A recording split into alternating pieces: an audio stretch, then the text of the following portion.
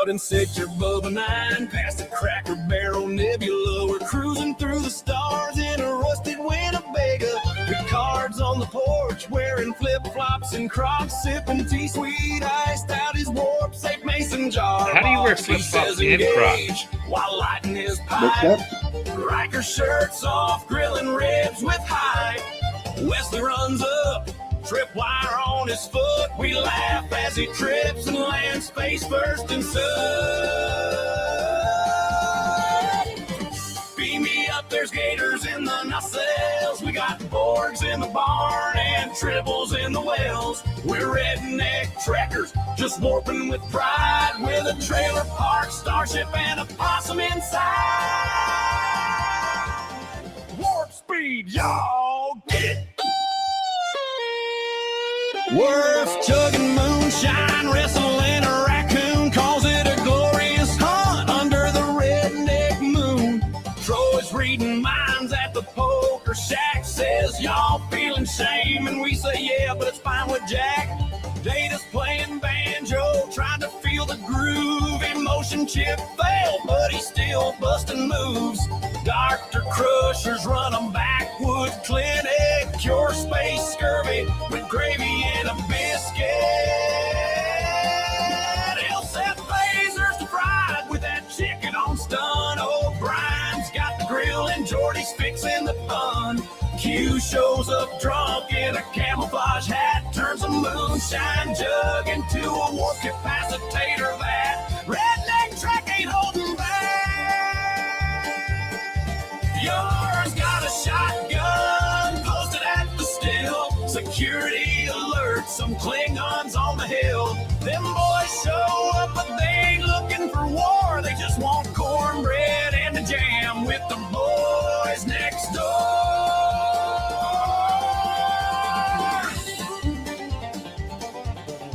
This is a cool song. After Jay, after my thing, then we'll start, okay? After my promo. Yep, I got you. That's good. That's good cue. Wesley's inventing a war-powered lawnmower. It explodes again. That boy's a shower, not a goer. Picard hollers, make it done. Number one. Riker moonwalks barefoot, yelling, "This is fun." Troy's reading Picard, says you're anxious and tense. He says I'm in a trailer surrounded by nonsense, but he sips that T-Sweet iced and cracks a grin. Says let's boldly go, y'all, again and again. Tractor beams and denim dreams, warping past them fancy Starfleet schemes. It's the next redneckeration. Grab your jug and sing, where redneck logic outdrinks the captain's bling. It's the next redneckeration, a blundering sensation. Yeehaw!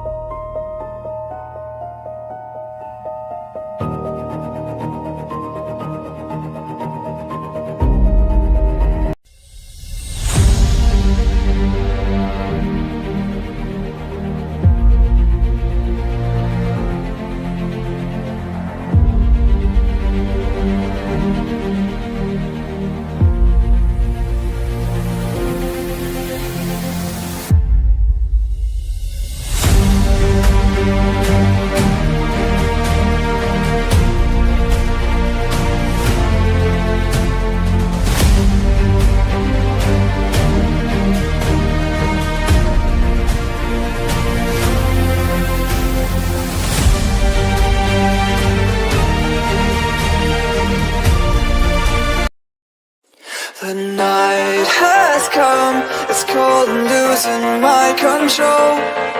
Your light is gone, and all the darkness fill my soul. I wish that you could save me from my isolation.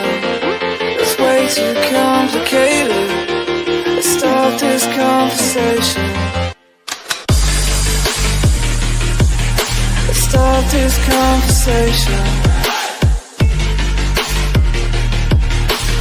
We got no relation.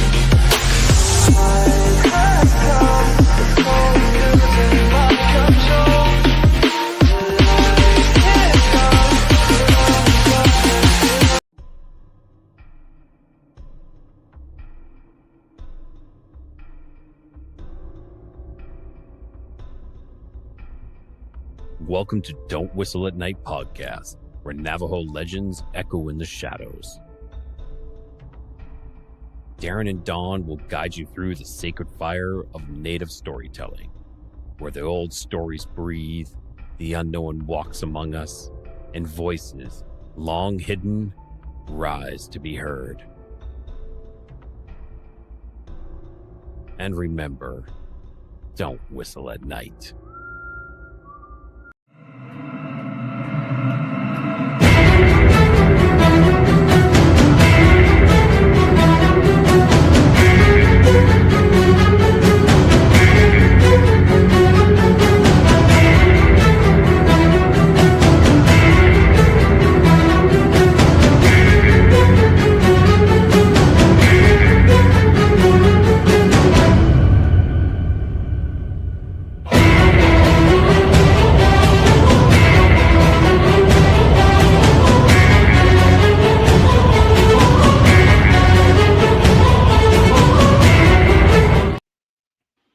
Hey, good evening, everybody. Hey. Go ahead. I'll let you do the intro, Jay.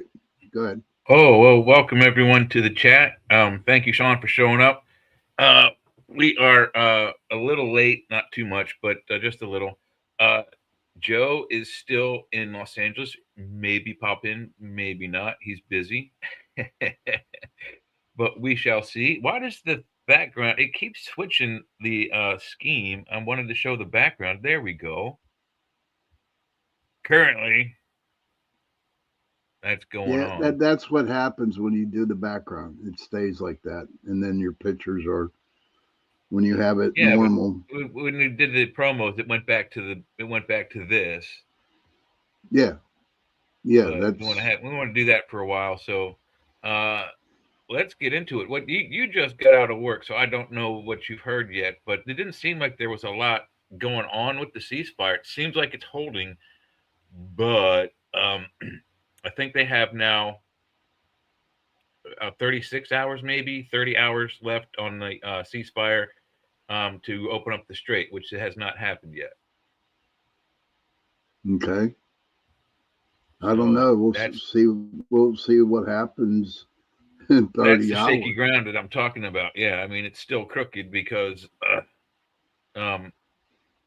now, what I did hear briefly was something of the order that the two destroyers, not frigates, destroyers, were out there trying to see if they could sweep for mines, which is weird because that's usually not a role for a destroyer, but they could probably take, 7 or 8, maybe 10 mine hits before they were in jeopardy of sinking. I don't know. Maybe they don't have maybe actually what they use is minesweepers, and I know that's what I'm saying. They're using 2 destroyers right now, so they must not have deployed any. I would have. And what's cool about the minesweepers? They don't have a metal bow. Okay. Yeah, they're fiberglass. They're made in Savannah, Georgia. They're also wooden too. I know the one that's made in Savannah, Georgia. It's a fiberglass plant, and it's like they take like a sheet of like gray, nondescript, plastic, and they put it over a form and kind of like vacuum form the hull, and then boom, they slap equipment on it, like plastic blades and all other kinds of stuff that aren't going to attract magnetics. Right, exactly. But the ones that I was in the Navy when I was at the weapons station down in Charleston, they Hmm. had two minesweepers down there, and they were made out of wood. Wow.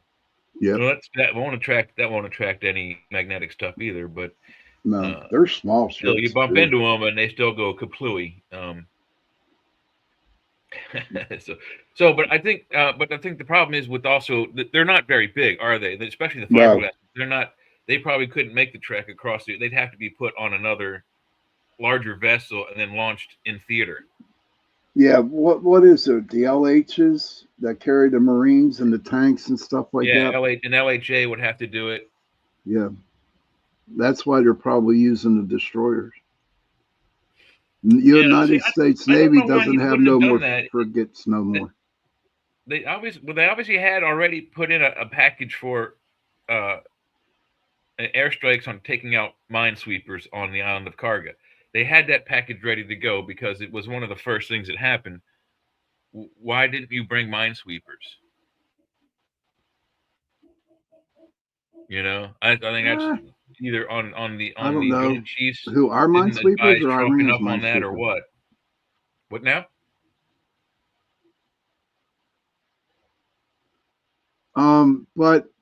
But like you said, you figure if you get an LHA or LHP, whatever the hell they are called, them ships are too damn big to go through the strait anyway to get them on, Well, that's okay. especially during when there The wasn't a minesweeper's small enough. All you got to ceasefire. do is get it in theater and then launch it off the LHA with either a helicopter or if it's a landing craft, you could probably get into shallower water and just like let it slide off the bow or off the tail fin somehow.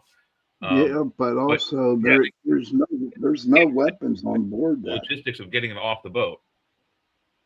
Well, I'm sure they have that figured out. Um, the logistics is that if they did say like take them out of off with a helicopter or something, they're sitting ducks up in the air. You know what I mean? Well, but I think also we have air superiority. It doesn't mean we're immune, okay, but we're also naval superior. So there's nothing. If they surrounded the LHA while it launched one or two or three, they could probably carry three full size minesweepers on each LHA comfortably. Then they'd have to launch their helicopter, cable it up, and drop it into the water. And it would probably Right, take about 15 minutes for each one to be dropped off right. once the helicopter's up in the air and the cables are down.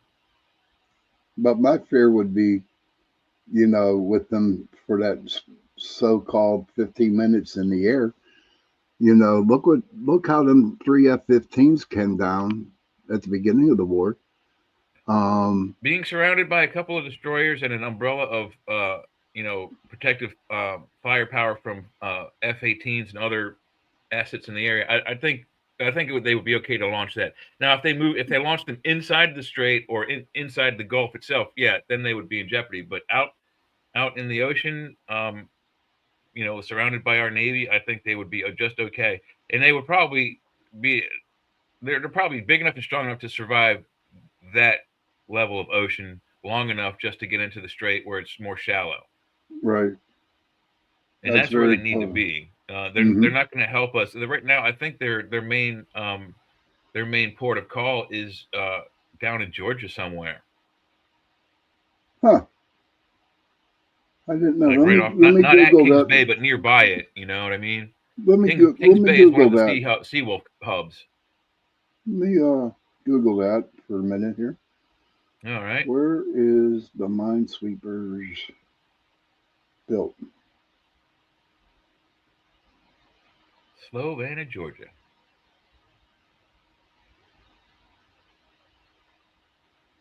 Hmm. They might say Garden Um, City. Garden City is right next door. okay, let me see. I screwed it up. I'll figure it out Uh later. Let me put it built. Let's try that. Um, doesn't say. Hey It Google, doesn't. where does the U.S. Navy build its minesweepers? Historically, the U.S. Navy's Avenger-class minesweepers were built by two shipyards, Peterson Shipbuilders in Sturgeon Bay, Wisconsin, and Marinette Marine in Marinette, Wisconsin.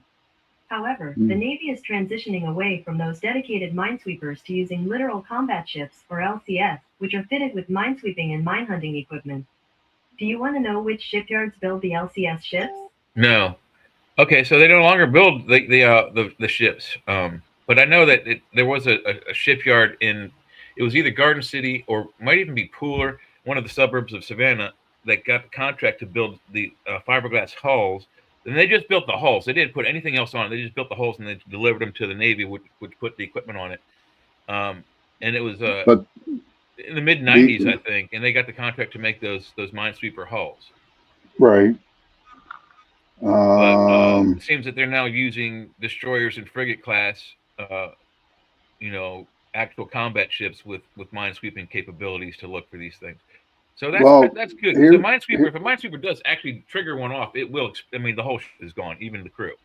Now, a destroyer, yeah, it's going to take some hull damage, but one mine, 5 mines probably won't sink it. Probably take it out of commission for a couple of weeks, but it's not going to kill it. hey, Heidi, good to see you. Now, the Avenger class, the MCM, built between 1982 and 1994. These are 14 220-foot ships used by the United States Navy, featuring wooden hulls and advanced sonar to locate and destroy mines. Yeah. The aggressive class, the MSO, is 101 wooden hull vessels built for the U.S. Navy to combat magnetic mines, with only one, the USS Lucid, remaining in the U.S. Oh, you see that, Sean? She says the UPRN channel isn't live. It is not How do live. we change it? Which How do we one? change that? The UPRN one. How do you change that? Here, I'll figure it out. Okay, which one do we Okay. got here? Okie doke. No, Thanks, no, Heidi. no, it's on. It's on YouTube. Okay. It's on YouTube. See what we got here. Paranormal Radio. Yeah, that's good. Are the Rumble ones working? Can you check the Rumble ones, Heidi? The one Rumble's gone. What? Really? Roku. Let me pop I'm in there sorry. real quick. Roku. I don't know how to check the Roku one. But I have access to the 2 Rumbles. UFO, the chat, the one Rumble's working. Let's see, go live. Jojo Mon 1, the chat, you are live. Okay, we are live on JoJoMon, definitely. And you're No, wait, I'm sorry. live. That's UFO Paranormal. Then you're on the UFO, the chat.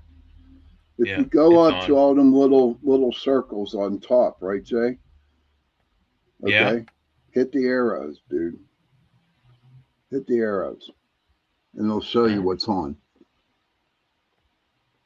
On which screen do I look at those arrows? Top on right now. The top. Okay, so go up to your first one and put it right across the check mark, okay? I'm not sure. I follow you. I'm looking at the studio page right now where I can see both of us on camera. Yeah. So there should be 8 little circles on top. I don't. Oh yeah. Okay, those guys. Yeah, those. Yes. Okay, so what you do is you go and you take your cursor and you put it over the check mark. You're going to see a down arrow. Yeah. Now hit that down arrow. Okay, and it says live. I see. Okay. Yeah. The only one that isn't live is the Roku one. Okay, it's live. I had to close out and come back. It always goes out on me, so I don't know what's going on with Roku. I can't even look at the Roku stuff we do on my Roku. It won't come up. Right. So, but yeah, live everywhere else. Yeah. So all right. But back to it, the minesweepers are like wooden bottom ones, man. Well, but I know that in 90, so you said till 94, so it probably was 94, 95 is when this contract they started making them in Garden City, Pooler, or Savannah, the minesweepers. We're minesweepers now, in the United States Navy, are they made of, what is it? Fiberglass. The U.S. Navy is phasing out its Avenger-class minesweepers by April 2026. These ships, which are being replaced by littoral combat ships, are primarily made of wood, covered with glass-reinforced plastic, to avoid detection by magnetic mines. Yeah, the vessels are primarily constructed with wood covered in glass reinforced plastic. Fiberglass. Is that what that is? I don't know. So here we go. I got this. So this is Wikipedia. I know, boo hiss, but it's one of the best free encyclopedias. It may have its issues, but whatever. The Avenger-class mine countermeasure ships are a class of 14 ships constructed for the Navy from 87 to 94. This is still not the ones I'm thinking of. Where were they built? They're phasing out. Yeah, that much I figured earlier. Where were they built? Wisconsin. I'm still looking. Yeah, I think so. Peterson Shipbuilders, Wisconsin. Yeah. Oh, some are built in Sasebo, Japan. Oh, home port is Sasebo, Japan. Wow. Yep. We've got 1, 2, 3, 4 in Japan. Yeah. Proposed for 2027. Weird. But the minesweepers are like, they're so small. I don't know how they sleep in there. I think there's like 2 racks in there, 2 or 3 racks. I don't know, but they're awful small. That's the best duty in the world, man. Racks for you landlubbers is a place to sleep. Yeah, right. Yeah, that's right. And if you're on a ship, especially a Navy ship, and you have to go to the bathroom, don't ask for the bathroom, ask for the head. Point me to the head, please. Yeah, and there's also, a lot of don't stuff. you have to? And isn't it? Don't you also have to always go backwards down all the staircases? No. No. The vertical ladders is always backward. You always go back down. You don't go forward down, though. Yes. You have to go down. You can go up and down, dude. Okay. Backwards, yeah. When you're going downwards and it's straight, yeah. But most of the ladders on the ship are like this. It's probably a Hollywood thing that I saw, because Hollywood doesn't always get it right. Oh no, not at all, dude. No, Hollywood don't get it right. And then no, they sure do. I forgot to send out a bunch of invites. Have you spoken to Leah? You know if she's got the kid this weekend or no? I don't know. I don't talk to Leah. I don't talk to nobody. She gets the kid, I think, pretty frequently now on the weekend, so I don't think she's available so much. But I have sent out invites in the past. Yeah, no, I don't know. There's a lot of stuff you have to know in the Navy. I mean, it's like really crazy. My brother's good at it. I don't remember the shit. The where I worked at was called not the kitchen, but it was called the galley. Yeah, the galley. The stuff at supposedly Kool-Aid was actually called bug juice. Yes, and that we called Kool-Aid bug juice back when we were kids too. Any kind of red or colored juice was bug juice. It didn't have to be Kool-Aid. Well, I never heard of it until I got into the Navy. But I will tell you about you grew up in Pennsylvania? Yep. See, I grew up in Maryland, and my cousins are in Ohio, in Youngstown. How far is Youngstown from you? Like 20 minutes, 30 minutes? Oh no, about 45 minutes. 45 minutes? Okay, my cousins and we all knew that phrase, so that's weird that it skipped you. Yeah, kind of weird, but I will tell you this about the bug juice. It can clean a grill. No lie. Yeah. That's how we used to clean grills, man, with bug juice. Heat them up, put the bug juice on the grill, and then throw hot water and scrub, and it come clean. Yeah, I think that's the sugars doing that. But have you seen, there's a video on probably YouTube, and I don't know what it's called, but I saw it, and I believe it's a police officer who first describes why he carries a 2-liter bottle of either Mr. Pibb, Dr. Pepper, or Coca-Cola. But after he describes why he carries the bottle of 2-liter soda, he then proceeds to remove the chrome from the trailer hitch on his pickup truck. It takes him about an hour and a half, I think. But using Coca-Cola and just a like a bar rag, just powers the chrome right off it to straight back down to bare metal. I swear to God. I bet. You ever seen that? Yeah, I have. Heidi, Oh my God! drive Did people drink safely. this stuff? Put it in their system. I stopped drinking when I saw it. I was like, oh, that's it, cold turkey. We're done. Well, no. I remember I saw something else on YouTube where they got one of them. What the hell is it called? Some kind of energy drink, and they literally started boiling it, and and they just let it burn, and it was like so much sugar on the bottom of the pan, man. It was unbelievable. Let's see what happens. Let's see if I can find something. This stuff kills you, man. Yeah, I know. I don't drink those energy drinks. No, that will kill you. All right. So, oh gosh, I see what you mean. Okay. I mean, it's a Monster Energy drink, I think. Yeah. Let's go to it. Bloop. Oh.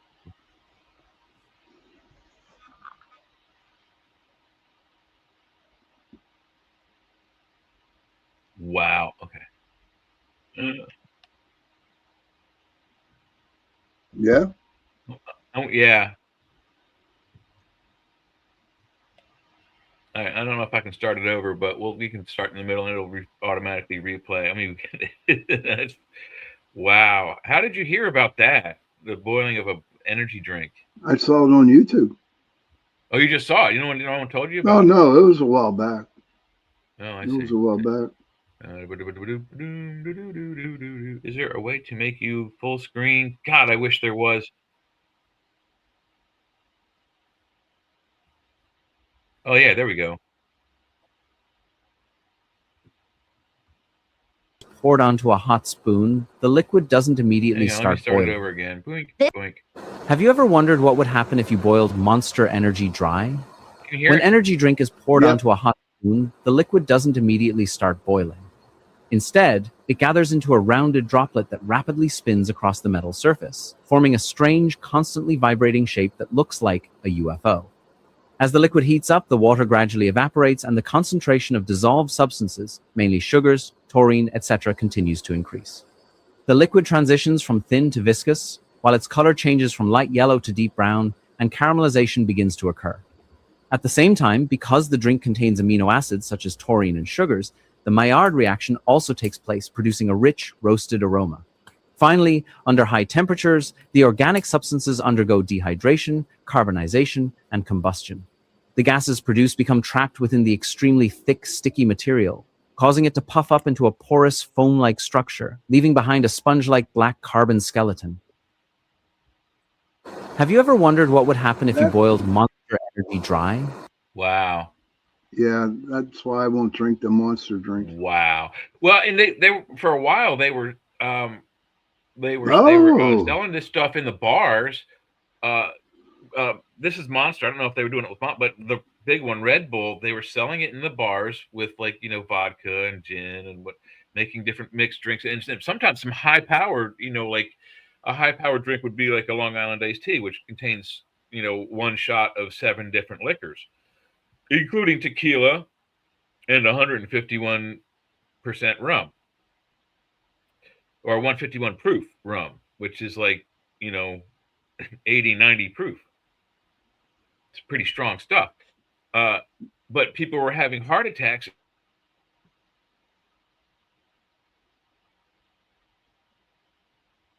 Yeah. So in most places they banned it.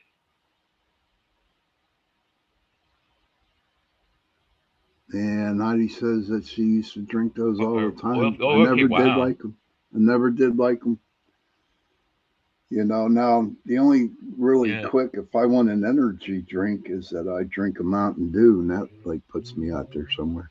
Mountain Dew is one of the highest caffeine content sodas on the market, and I think it's equivalent to 2 cups of coffee in one 20-ounce Mountain Dew, just the regular green one, by the way. And Heidi, I saw that video of the policeman And again, he tells you a reason that he brings 1 or 2 liters of soda with him on his police cruiser. But he actually cleans a chrome trailer hitch, a brand new chrome trailer hitch, down to bare metal with just soda and a regular towel. And the reason this officer carries the soda in his cruiser for when he finds bloodstains on the highway. It's the only thing that removes it from the pavement. And that's whether it's like a deer that's been hit or there's been a fatal car wreck. They use that usually to loosen the thick, viscous blood from the concrete. Never knew that. Yeah. It's not because they're caffeine addicts. It's because you think oil is bad on a roadway. Think about this. When cars drive, oftentimes on the highways, they'll drip all kinds of lubricants and oils and gasoline and other slippery liquids. And it sticks to the highway because the highway's made out of the same kind of fossil fuels, but just in a different, like tars and so on. And then when it rains, particularly within the first 15 to 20 minutes of any rainstorm, no matter how heavy, all of that oil and stuff rises to the top and makes the road slick. That's why people slide and crash in the rainstorm. After Right. about 20 minutes, that stuff washes off.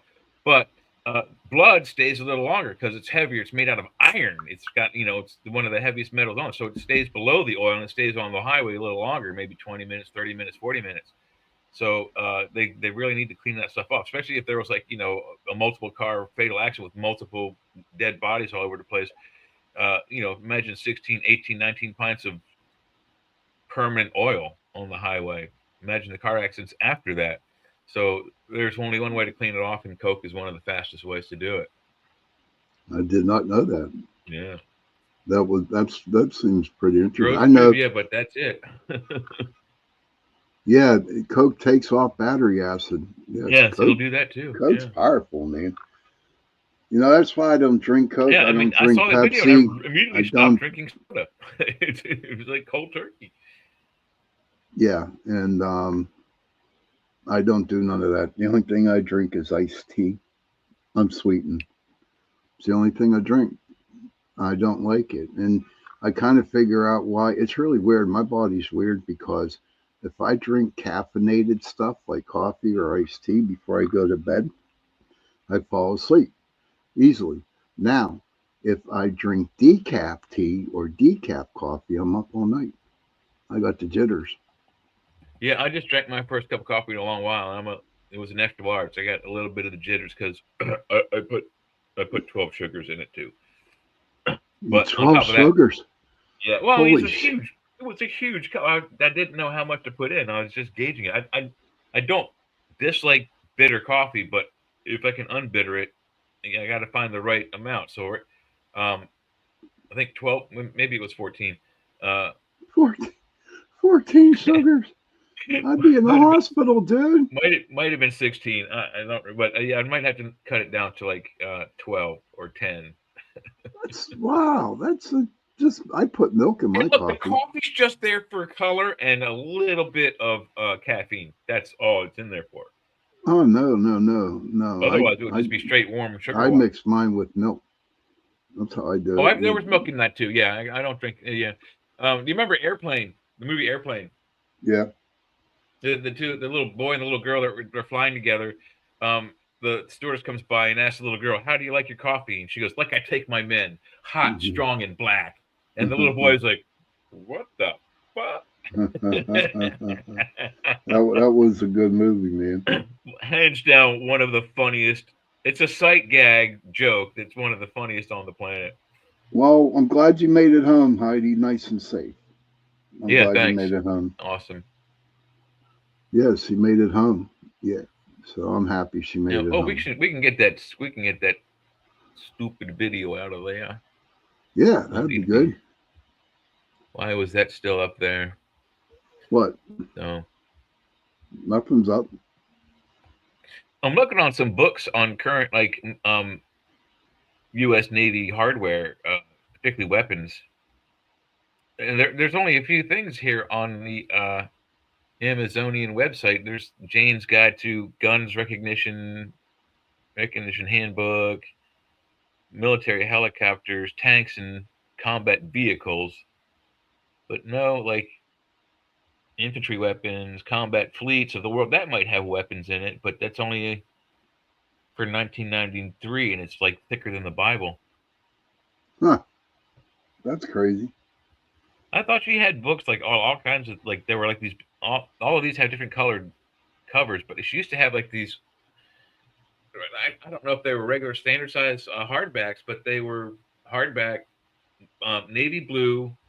I don't know if it was a denim or a fabric cover, or if it was a a paper or cardboard cover, but there were hundreds of them. They had one was on like U.S. ships, Russian ships, U.S. airplanes, Russian airplanes, etc. Missiles, any kind of thing we had in the arsenal. I believe that there was a Jane's guidebook on it, at least for what was not top secretly put out for the general public to consume. But they don't seem to really exist anymore. Let me try just a Google search. Maybe that'll bring something up. But back to the ship. When I was a cook,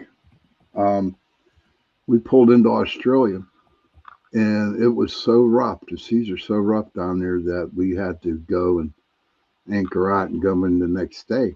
And my job was the omelet maker. And it's funny. I'd go try to make an omelet, and it's like the whole egg would go across the grill. It was Oh, really? Yeah. So Yeah. I had to time it right. And so I said, the hell with this shit. What I did was whatever they wanted in their omelet, I just made it into scrambled eggs because there was no way. And the shit we got from Australia, we had to take on. If you were at port, maybe you could do it, right? But on the ocean, port, there's no but way. not. Yeah. It's too rough down there in Australia. The waters are too rough. And the water goes the other direction in the toilet when you go to the bathroom there in Australia. I don't have a clue. I never even saw it, dude. Really? Wow. No, I wasn't paying attention to toilet water. No. Here's a neat book. Encyclopedia of Modern U.S. Military Weapons by Timothy Lauer and Timothy Lauer. Wow. He co-wrote himself. That's incredible. How do you do that? I don't know. I'm going to co-wrote or ghostwrite myself. I don't have a clue, dude. I would not know how to do that. That's strange. Okay, so they don't have a picture of the back, so I can't read what this thing is about. You have a description there, guys? It's $7 for the hardcover, though. But what years does it cover? That's what I want to know. Not really big into weapons. That's why I learned all about my weapons from you and Joe. Like I said, I wish I knew a little bit more. Here's an encyclopedia of modern military weapons. Again, only one photo. Not helpful. No description. What kind of a website hasn't any description of what they're selling? 1945 to present day. Yeah, what's present day? When was this thing published? Please. Terrible website here. It's $10 though. You buy it then. Anyway, that's something I'm gonna have to keep searching for. I'm familiar with the stuff we had in the '80s, particularly on the our naval stuff. And the only reason why I was interested in it was my dad was he did Navy top secret work with the Navy for 45, 50 years. He started doing it in the 50s with EG and not EG. Is it EG&G? Yeah, with EG&G. They were the guys who built the initial facilities at Area 51. And after that, when he left that company, he started his own and contracted out to the Navy doing the same kind of work. And did it all the way through the 90s. So that's a long time. That's over 40 years. So I was interested in Navy weapons and Navy tactics and hardware because my dad was standing on this stuff. I'm like, what if, somebody decides to come after our Navy? Are they going to be able to stop it? And yeah, we can. We have some. Told you about the other night the Sea Lance and the Harpoon torpedo launched attack missiles. They're fantastic multimedia weapons. They're either a torpedo first and then a missile next, and one can become a torpedo again, and the other becomes a missile, and just whammo! Who thinks of this stuff? People who watch Star Trek. There's a group of guys at the Pentagon somewhere who come up with these weapon ideas, and I would really like to know our current arsenal of. Hey Google, how would I find out what the current arsenal of U.S. Navy weapons is? Finding the complete current arsenal can be a big task since it changes all the time, but you can get a great overview by looking for official U.S. Navy and Department of Defense publications and fact sheets. In general, the arsenal includes things like the Mark 45 5-inch gun, the Phalanx Close-In Weapon System, CIWS, for defense, and various missiles like the Standard Missile, SM-2, SM-3, SM-6, Tomahawk, and Harpoon. The Navy is also working on new systems like the Hypersonic Conventional Prompt Strike, CPS, and a new electromagnetic railgun. Would you like to hear more about any of those specific weapon systems? No, Google, stop. Hey, Kara. Good to see you. Hey, Kara. That's cool. They still use the Harpoon. That was back when I was in the service, dude. And that was back in '81. They came out in the '80s, yeah. Yep. Yeah. It's good that Kara popped in. Yep. You know, I mean, I don't know. All I was concerned about when I was in the Navy was feeding 2,500 men. That was my concern. My weapon was my spatula. You cross me, man, you get whacked with the spatula. Yes, you did. Yes, or you got a fork stuck in you by, you know what I mean. only when they were done. Yeah, no, on the carrier they have two different types of galleys. Yeah. You know, they have officer mess and the enlisted mess. No. There's like 4 or 5 of them. But the ones for the enlisted, they got the one that's up forward is like where you can eat like regular good meals, and the one back aft is the one for hamburgers, hot dogs, french fries, and cheeseburgers and stuff like that. Oh, that's where I'd be half the time. And where do you get tacos?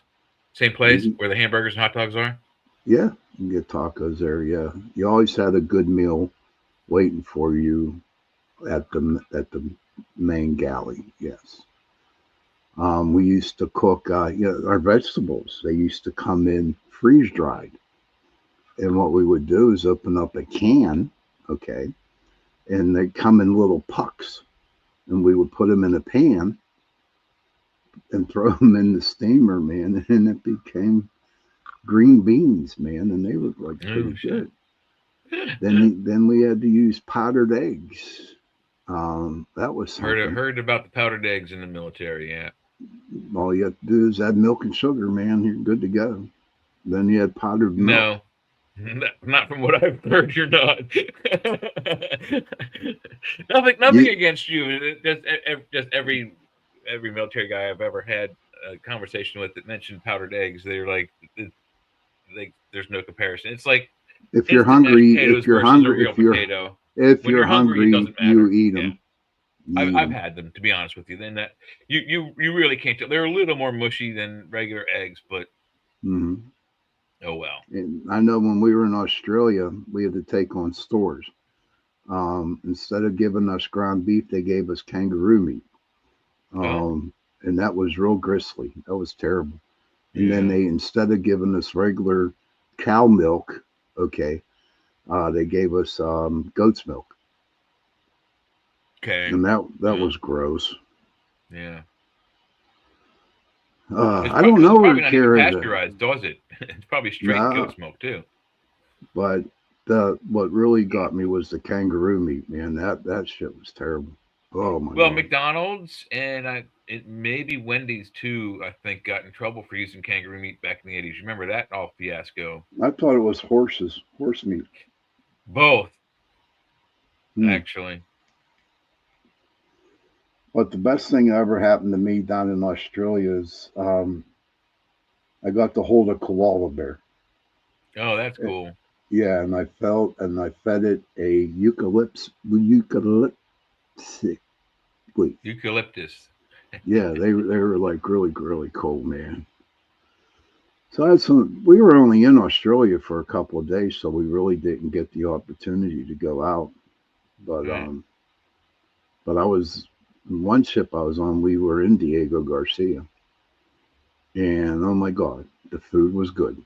The food. I mean, if you went on board on off the ship and you'd go to this restaurant, man, and the food was so good, and it was cooked by the people who lived there. I mean, a lot of people think if you go to Thailand or Southeast Asia or wherever that they treat the United States Navy personnel bad. They don't. They treat us like we're royals, really. I mean, I had some good times. I tell you what, I was in Singapore, Jay, and they had ashtrays that were um, hammered into the street light poles. Okay, Really? and yeah, and Wow. if you get caught throwing a cigarette on the Right. ground, it's a $50 fine. And then they probably like 10 lashings with a cane whip across your I ass. don't know, but Singapore is the cleanest freaking city. It is Yeah. so clean. It's unbelievable. Kara says, LO, I'm so mad. I got my ancestor DNA results today and it shows no Native American. I am sorry to Mm, hear that, Kara. ouch. I got mine a while back and it started off at 98% Irish and now I'm at what, 85% Irish and 12% Polish, Eastern European, Wow. and all kinds of shit. Where my mom um, is 100% Irish, Oh, wow. 100%. So. So how was your day today, Jay? A What you little do? traumatic, but after that, it calmed down a little. Mm-hmm. I actually I had ordered some this thing from Amazon that on one side it holds the brush used to apply the shave soap, and on the other side it holds your razor. And the one I got, there's a screw that puts it together from the bottom, and that was missing. So I sent in a return request. The new one came today. I took the screw out of that, repackaged that, and sent it to them today. And while I was at UPS, I sent for $20 almost a um, I will. My friend is a smoker, and he uses these things that he blows his smoke through, so his house doesn't stink. But he uses the tissue, the roll of a toilet paper roll, and Yeah. dryer sheets, and it gets all nasty and brown. It's disgusting. He shares with everybody, so I got him that. Those things like $9 or $10, and I sent it to him. But he just told me that he and his fiance are pregnant, and so I sent him a card that says it's a hootie, congratulations. So, but his isn't a football. It's shaped like a cactus because he lives in Arizona. Right. Hey, He and I a Kara, stinker. Heidi. I'm going to do something for you, ladies, because we're really pretty close to getting a break in. But what I want to do is Oh God, I gotta put this up. I'm going to pull a card for you guys, ladies, and everybody else Oh, there who's listening to our show tonight. So, if your ladies are ready, okay, the card that I'm sent up there is the Badger. The Badger. So, if you ladies wouldn't mind Googling the Badger, and you can share it with us in the chat, I would truly appreciate it. To me, the Badger is somebody who's pissed, and that has anger control issues, and yeah. they need to In, settle in, down. in the words of Mel Brooks, Batchers, we don't need no stinking Batchers. So, what are you putting up, Jay? Oh, we've never talked about this, but I would just anyway, looking for the newest weapons manuals encyclopedias in a book Oh my store. God, your name's on it. Doomsday. Right, Doomsday Torpedoes, Ooh. live testing of Soviet naval nuclear weapons, 1954 to 1962. Who would have thunk they would be that stupid as to put a nuclear warhead on the tip of a torpedo? I don't have a clue, buddy. Honest. Well, apparently it's a real thing. So the book only $30, but it's paperback. So unless it's a hardback, that'll be a hard pass. That'll You be a think? hard pass for me. For right now, that's a hard pass. Plus, it looks like it's probably written by a Russian person. Might even be in Russian. Oh, really? Yeah, the drones here. Oh, I don't know. I don't think I'm going to find what I'm looking for on this. What are you trying to find? Something on the weapon systems of the modern U.S. Navy. What torpedoes do they use? What missiles on their planes, etc., etc. What's changed from the '80s? What's new? What's old? What's still around? What's been improved? I know they're up to the MADCAP ADCAP, which ADCAP stands for Added Capacity 52 Mark 52 torpedo.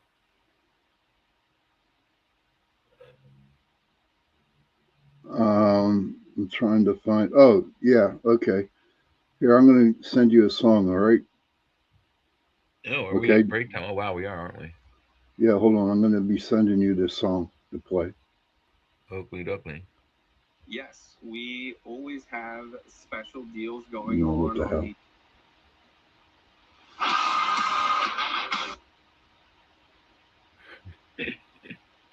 All right, Jay. Sending it to you. Heidi says, as a spirit animal, it represents the ability to dig deep into the subconscious, face challenges with persistence, and maintain self reliance, often acting as a protective force that encourages challenges with persistence and maintains self reliance, often acting as a protective force that encourages fighting for one's beliefs and setting firm boundaries. Interesting. Grounding in introspection, protection, and aggression. Wow. Self reliance, healing, and wisdom. Thank you for sharing that, Heidi. Now, everybody, we are going on a break. Jay's going to play the song I picked out. And then after the song, I'm going to go and play some more. And I'm going to play some more intros for everybody. So sit back, go have a cigarette, do what you got to do. And Jay, if you want to let the song go, go. Hang on a second. We got to do. There it is. Hello, and on stage, and see you back in like 5, 10, something. Something like that.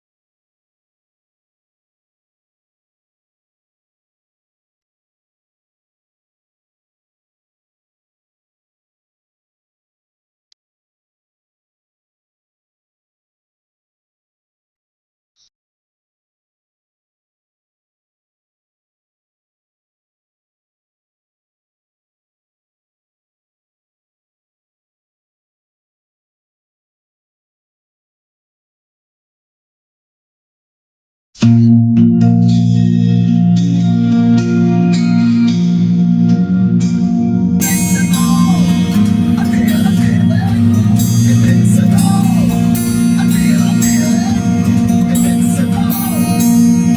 Niles Cooner. He's the owner of Gurney's. They're a seed company, and they've been selling exclusive varieties.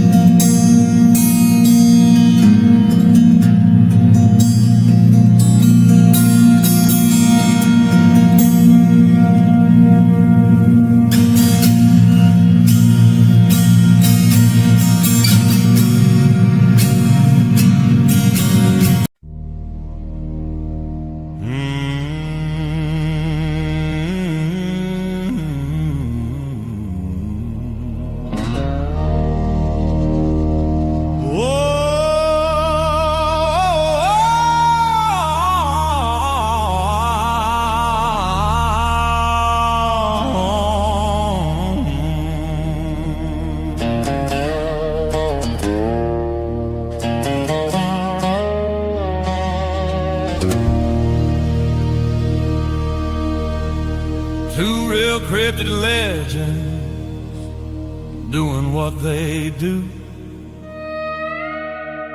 bringing information for me and you.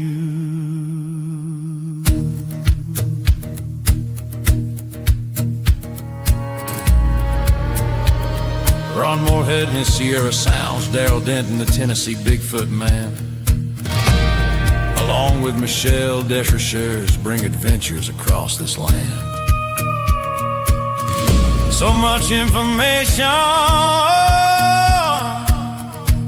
brought to you each week. Actively out there looking as the truth they seek.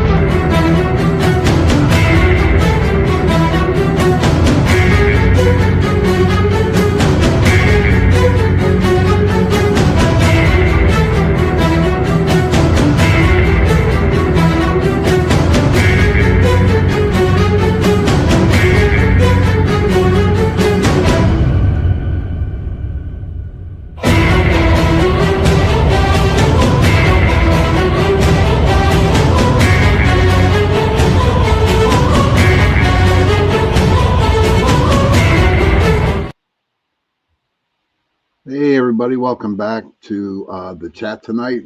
Me and Jay. Joe's in Los Angeles. He might pop on tonight if he isn't too busy. Remember, you can catch Jay on into the chat and News on the Flip Side, and Friday night Church of Mavis. This Sunday, my shows are on Into the Night or on Sunday night and Tuesday night. My Sunday night show is 2 hours long. We're having a round table tomorrow. 8:10 to What's that 10:10 now? p.m. What are we doing? We're doing a round table, which means we're going to have some members, some hosts from UPRN come on my show tomorrow, and we're going to have a round table. We're going to talk all kinds of good stuff. And I don't know, I'm like kind of excited about it to at least have some of the hosts on, you know, on the other shows here on mine. I mean, it feels good. I don't know. So what were we talking about before, Jay? I think the clue is the foggiest clue. You don't know? Don't recall. I don't. I think we were talking about Navy weapons again, but I don't know. Huh. Well, yeah, what? I don't know. Let's do a food porn. Ooh. Oh, welcome back, Heidi. Yeah, food porn. This is the Hey, food Heidi. porn Yeah. Oh, yeah. You said hour. you did say about that the other night. You wanted to pull We out wanted- a full segment on food. What do you think, yes, ladies and a full gents? full food porn segment. Wow, try to say that 10 times quickly. All right, my friend. So tell us, how did your rice go through? The rice was a little crunchy. I don't know what happened. My steamer has a dent in it, so the last 2 times it was kind of al dente, if you will. Quite, I don't think quite all the way steamed through. Maybe I didn't let it sit on it, but I think I did. I don't know. But I also used, there was another type of, it wasn't the Kikkoman brand soy sauce, and it was a little darker. It was almost like dark, like coffee. Instead of like a sort of like a light brown, like Kikkoman kind of cooks out. Did you mix anything with it? Well, there was stir fry oil, sesame oil, and peanut oil, along with, you know, some pieces of steak and vegetables. You know, what kind of beef? The normal stuff you find in a Chinese style beef fried rice. Oh, that ain't bad. I had cabbage, fried cabbage with sausage tonight. Ah, that's a typical Irish meal, isn't it? Yeah, Mom likes it, and it was pretty good, man. We like to cook it in oil, and then we'll dice up the thing. We'll dice up the cabbage really thin, and and we'll just like cook it forever. Huh. And we also had Johnsonville sausage.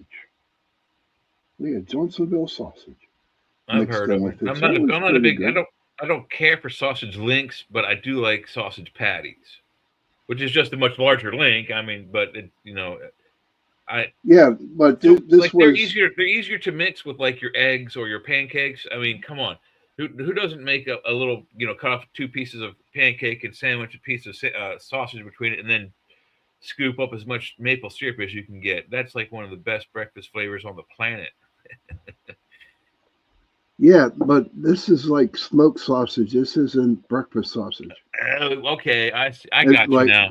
Like kielbasa, you know what I mean? Yeah, kielbasa, yeah. Yeah, that it's similar to kielbasa, but it's actually that was one of my sausage. dad's things. He liked that kind of stuff: steamed cabbage and sausage, you know, corned beef and cabbage. I didn't care for it. What is your favorite meal, Jay? What do you like to cook? What do you like to eat? My favorite meal. So let's segment that. My favorite meal to eat that I didn't cook: tacos, hands down. My favorite meal to cook: pasta bolognese, and that's usually a rotini, you know, the spiral spaghettis with a 3-meat ragu.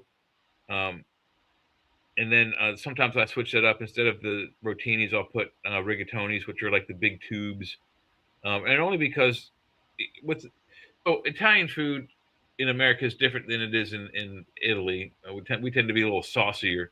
I don't make mine saucy, but I don't. You know, spaghetti, string spaghetti is good with meatballs, but not with meat sauce.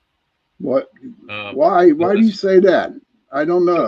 Okay, so it doesn't pick up as much meat as the and I've had it. I do it all the time. It's just I find that the rigatonis and the rotinis, they tend to pick up more chunks of meat ragu and bolognese than a string does.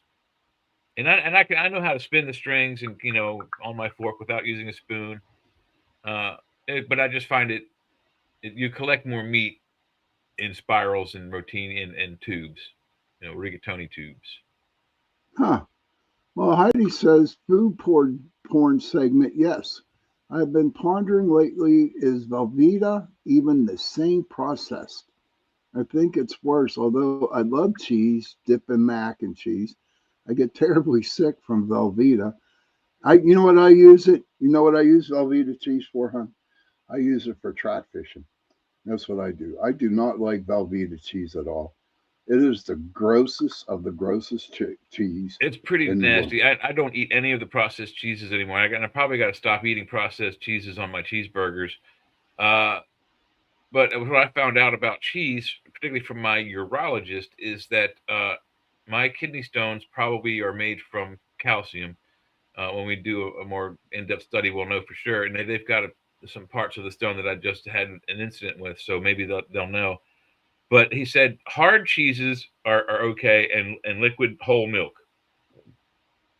and I'll be okay. I won't make so. But it's the soft cheeses, the spreads. I love spreads. There's this country club in Youngstown where my grandparents and cousins and all live, Youngstown Country Club, and I don't know if they still make it, but they used to make this stuff in a huge quart tub.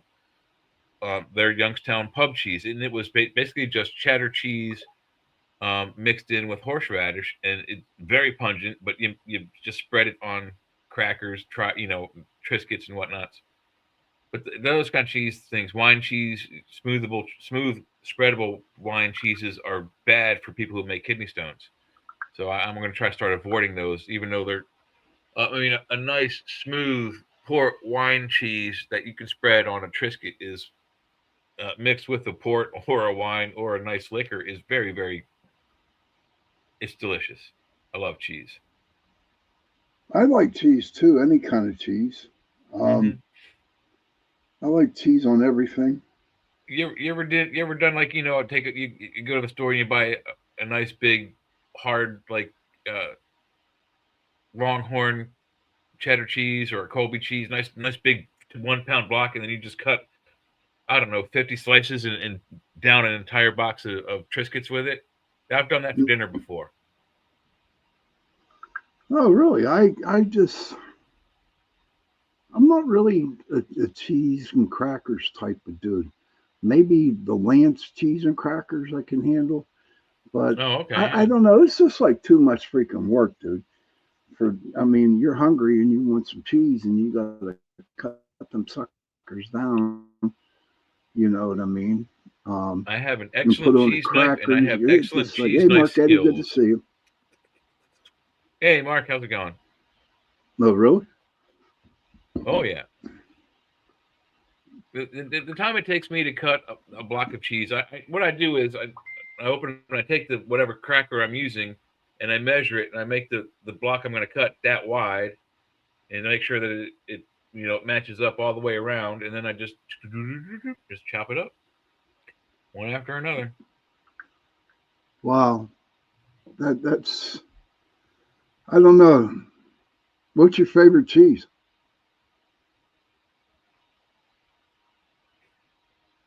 I like very, very sharp cheddars.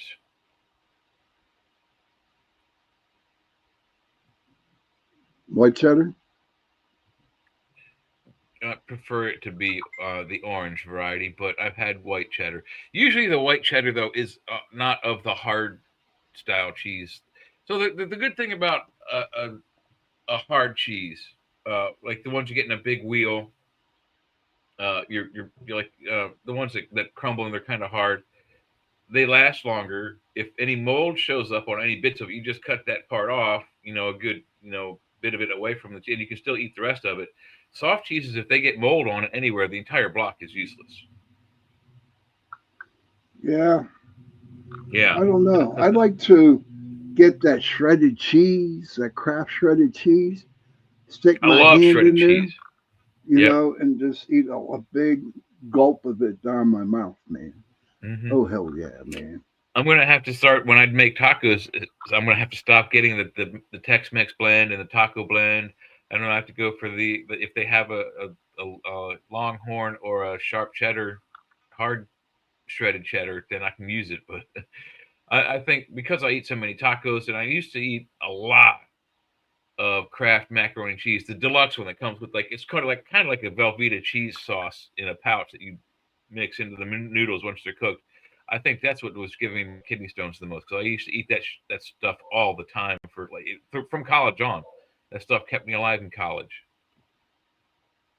But everything. For me, okay, for me, I make regular box macaroni and cheese, and then I put spam in there, and Oh, or I like to put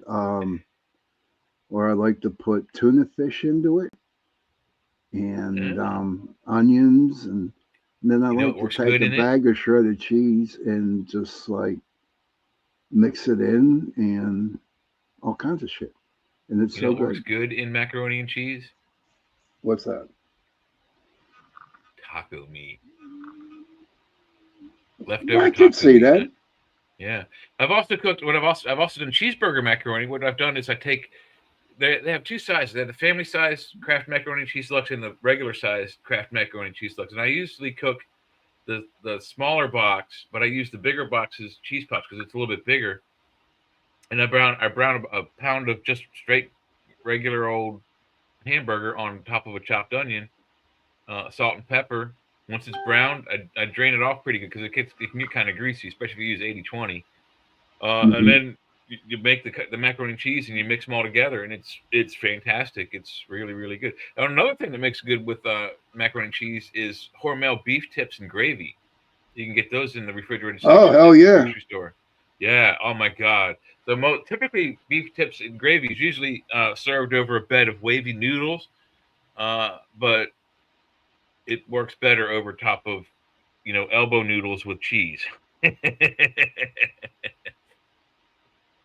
Yeah. I'm sorry. I'm just in contact here with someone close to me that's having a problem. So if I'm not Oh, paying attention, Jay, okay, I'm sorry if you just want to keep yeah, no talking worries, about man. No cheeses, worries. you know. Taco So, Tuesday every day. Heidi, if I knew it wouldn't kill me and I could eat tacos every day, I would. Um, one of the best things I ever found out for breakfast when I was bartending in college, a lot of the bartenders that I knew, we hung out from different bars and different restaurants. Once we were done, we would all hang out at this one bartender's house. Oddly enough, he lived like directly across from the liquor store too, just like I did. So the walk home was close. But we typically would all go to I believe that we went Kroger, and it was a Kroger in downtown Savannah. And we'd all buy fixins for scrambled eggs. We'd buy burrito sleeve, the burrito tortillas, shredded cheese, chopped tomatoes, the onions and stuff to chop. And we'd make huevos rancheros in burritos. I don't know if anyone's ever had scrambled eggs with hot sauce. Holy shit, is that good? And when you have just come off of a bar shift and you're lit, I mean, we sometimes often drank while we were bartending. I won't lie, but that's one of the best breakfasts ever. Scrambled eggs, whatever toppings you want, chopped onion, chopped tomato, shredded cheese, salsa. Roll it up in a burrito sleeve, and it's just pure heaven. oh my God, when I was young, dumb, and stupid, okay, after I go out and get drunk, we'd go to Denny's, and Yeah. and I would order like 3 orders of grits, 4 scrambled eggs, an order of bacon, an order of sausage, and stringy potatoes, man. And what I Oh, used to do was put it all together on a plate, like a Hungarian goulash breakfast is how I used to love do it. Hungarian goulash. Well, no, I mixed all the breakfast meats and potatoes. No, I know and what you stuff mean, like but that. yeah, I get you. But I still, the Hungarian goulash is still also yummy. I haven't had that in a long time. Me Hungarian either. goulash. Well, Yeah. we had the hamburger helper kind, but it's not the same. And then why do they call it hamburger helper? Doesn't it taste just fine without it? I don't know. That's a joke from the vacation movies.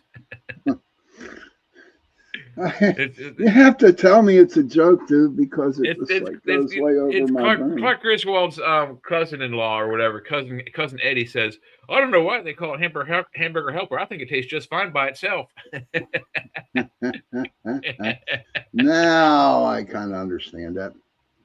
Gross and nasty, yeah. Be like Chinese food. Love Chinese food. Okay, let me change that. Love American Chinese food, and I love some traditional, real Chinese dishes, which I have had at my friends' traditional Chinese weddings. But I don't think I would like actual, real Chinese food if I was in China. It would probably turn my stomach if I were to know what most of the proteins were. Mm-hmm. I like American Chinese food. My son went to China. Yeah, actual China for 2 weeks, and for the company he works for, and they went out to eat all the time, and the American Chinese food that you get here, okay, is totally different from what you get over in China. They're more into vegetables, okay. But he said he went out one time. A bunch of them went out to eat, and they had duck tongue. Oh, good God. Duck tongue. Gross. Oh yeah. It was something. He told me that. I said, "Oh, gross." I don't think He said, "Dad, what it is?" That's the one kind of food, and like a lot of people they like cow tongue. That's one of the one foods I probably will never try. I don't want to eat a food that tastes you back. Uh-huh. You know, gross. How right.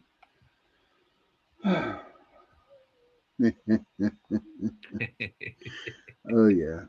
I'll be right back. I heard some digs Jay, in the background. Did somebody say something nasty about the food we were talking about? I hope not. I'll be right back. Okay, buddy. All right, cool. Talking about food, I was looking at actual Denny's, trying to look at their website menu. They don't have delivery for me, so unfortunately, no hot breakfast. Craving some scrambled eggs.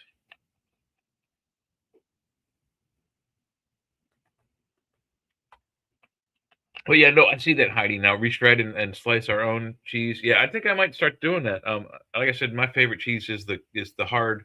I like Colby too, but I think it's a little softer. But the really, really like sharp New England cheddars and things like that would shred nicely for taco toppings. And I did buy a pound of ground beef that I wanted to make with taco seasoning, and then steam up some actual rice to put. I bought some containers that have for my lunch. I'm pretty sure they're all going to fit. One of them has 2 separate containers and then a big one, so you can put 2 different things here and a bowl of rice. So I'm going to do like taco meat on one container. It has one container on the side, and the second one over here with rice, and mix them up for lunch. I just found out that I'm pre-diabetic, so I might have to stop eating rice. But I just bought like 20 pounds of it. And at the grocery store, this is the stupidest thing. I don't know if anyone out there is like retail minded or works in the retail arena. At the Martins, which is the same as the giant grocery stores, same brand, same what do you call color? They have this like peacock looking store brand icon. But anyway, they had a 10-pound bag of store brand giant rice, 10-pound bag, $5.99. Call it $6. Why do you just call it? There's no pennies anymore, so just call it $6 now. There's no more pennies. And then right next to that, they had the 20-pound bag, and it was $13.19. Do the math. You buy 2 bags of 10 to make 20 for 12, actually $11.98, or one bag to make 20 for $13.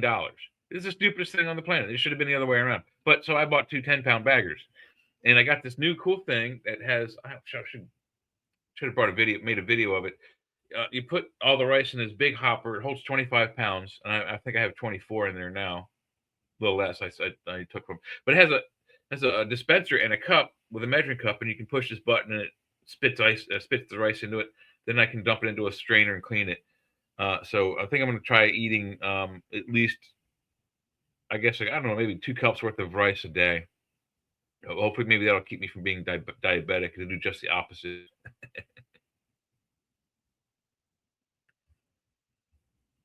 We shall see. Ooh, what do I got up there? Let me turn that off. All right. So, what is happening in the world out there? We've talked about the ceasefire holding for now. Any news on the home front that anybody wants to talk about? Whatever your home front is, really, it doesn't matter. We touch over 180 countries, I think, with this show. So, and we're probably pushing. I don't know where to find it on here, but somewhere on here it tells us what our viewership usually is, and I think we're probably in the 4 millions right now. Yeah, So, I'm back. Hey, welcome back. Thanks. Yeah, no, we're in about the 4 millions on the chat. It is the #1 show on UPRN, On the network. On the network, Mhm. yeah. So I don't know what I enjoy to do. I enjoy the chat because we can talk about everything and anything. I mean, I'll be honest with everybody. I feel kind of naked because Joe isn't here. Nothing Mhm. against you, Jay, but I feel naked. I don't know if that sounds weird or not, but don't forget, I always get naked either on Sunday night and Tuesday nights on my show. You know, Mhm. I actually bought a brand new dancing pole. You know, Oh, good. yeah, it's like really tight and it's really strong. Hold my big ass up. Shiny and brass. Shiny and brass, man. Yep. You know, and I don't know. My experience with UPRN, I'll be honest with everybody, it's been the best almost 6 years of my life. I met a lot of nice people. I met a lot of great people, and what it did for me was being around Jay and Joe a lot. Is that it kind of opened my mind to things that I never even thought of. Okay. And the first thing is, they talk about, Joe and Jay talk about space and they talk about Star Trek. And I'm like, there are times when them two go at it with Star Trek and space. I'm like, whoa, I'm lost here. You know, but slowly but surely, You should hear us go at it on UFO Undercover when we talk about how and who built the pyramids. I mean, we both have very strong but different opinions. Oh yeah, absolutely. Well, I see it. It does get on heated. Friday nights. I see it on Friday nights and Saturday nights. You know, I do see you guys doing a little tussle here and there. Okay, and I think it's kind of comical, to be honest with you, to see you two tussle it out. Yeah, but I don't. It's just great, and I cannot wait for tomorrow night. Into the Night, my show from 8:10 to 10:10, where I'm going to have some of the hosts of the other shows on UPRN. We're going to sit around and have a roundtable. Is it an open mic kind of deal, or are we going to handle a topic? Oh, we'll probably have some topics, you know. So brush up on your spiritual stuff, dude. We might even throw some photos and videos, and not have them, but we'll talk about like evidence that we collect through cameras and stuff like that. And I know you're well versed in cameras and videos. I've been fascinated with timepieces, motion and still film cameras. You know, physical film cameras. You know, as a kid, they didn't have the digital ones, obviously. But so what? You know, I don't know if you know the full story of how I got started in UFO paranormal research. I was 6 years old. I Okay. was 6 years old. You remember Hurricane Agnes? Yeah. And it's like 71, 72. Hurricane Agnes came across the East Coast and like turned everything off for months. Our basement was flooded about. Well, I was a kid. It was knee high to me, but it was probably ankle high to my dad. So he's 6'2", and I was 6 years old. So I probably 2 foot of water. Anyway, we had just moved into this house in Maryland from Florida, and they all their books, my parents' books, were in the basement. And they after the basement started to fill, they saved what they could. The rest of my parents' books were destroyed, but in the ones that were saved, I was looking through one box, and he had 2 books about Hitler. One was called Mein Kampf, which is Hitler's autobiography, and the other was the history of the Third Reich, which was a Bible-sized book on the history and rise of Hitler through the 20s and 30s. And then underneath that was Eric von Daniken's first edition Chariots of the Gods in hardcover with a dust jacket. Look who's on Rumble, dude. Look who's on Rumble. How do I? Joe is one sexy bastard. Oh, that guy? Yeah, Joe. I don't know. You mean the bald guy with the gray beard? Yeah, and them weird glasses, and he got them damn. Wears 2 glasses, one to cover his second pair of eyes on top of his head. Yeah, I think that's that Joe who's a sexy bastard. Mm-hmm. Why don't you jump on in, Joe, if you can? Yeah, if you want to. You want to send you the link? No, I think he just wants to get. I don't know. Maybe he'll pop in. How's it going out there in Hollyweird land? How are you and John holding together? Yeah, man. Is CL out there with you? I don't know, but tomorrow he is very damn sexy. Did you write that? No, not me. That's JoJo. He goes, no voicer. He has no voice. He's been yelling at Emily Goodwin. Damn you, sir. Threw his own voice out, yelling at Emily. Did you go to the In-N-Out Burger, Joe? Did you go to the In-N-Out? Yeah, if not, 2 words for you, bud. DoorDash.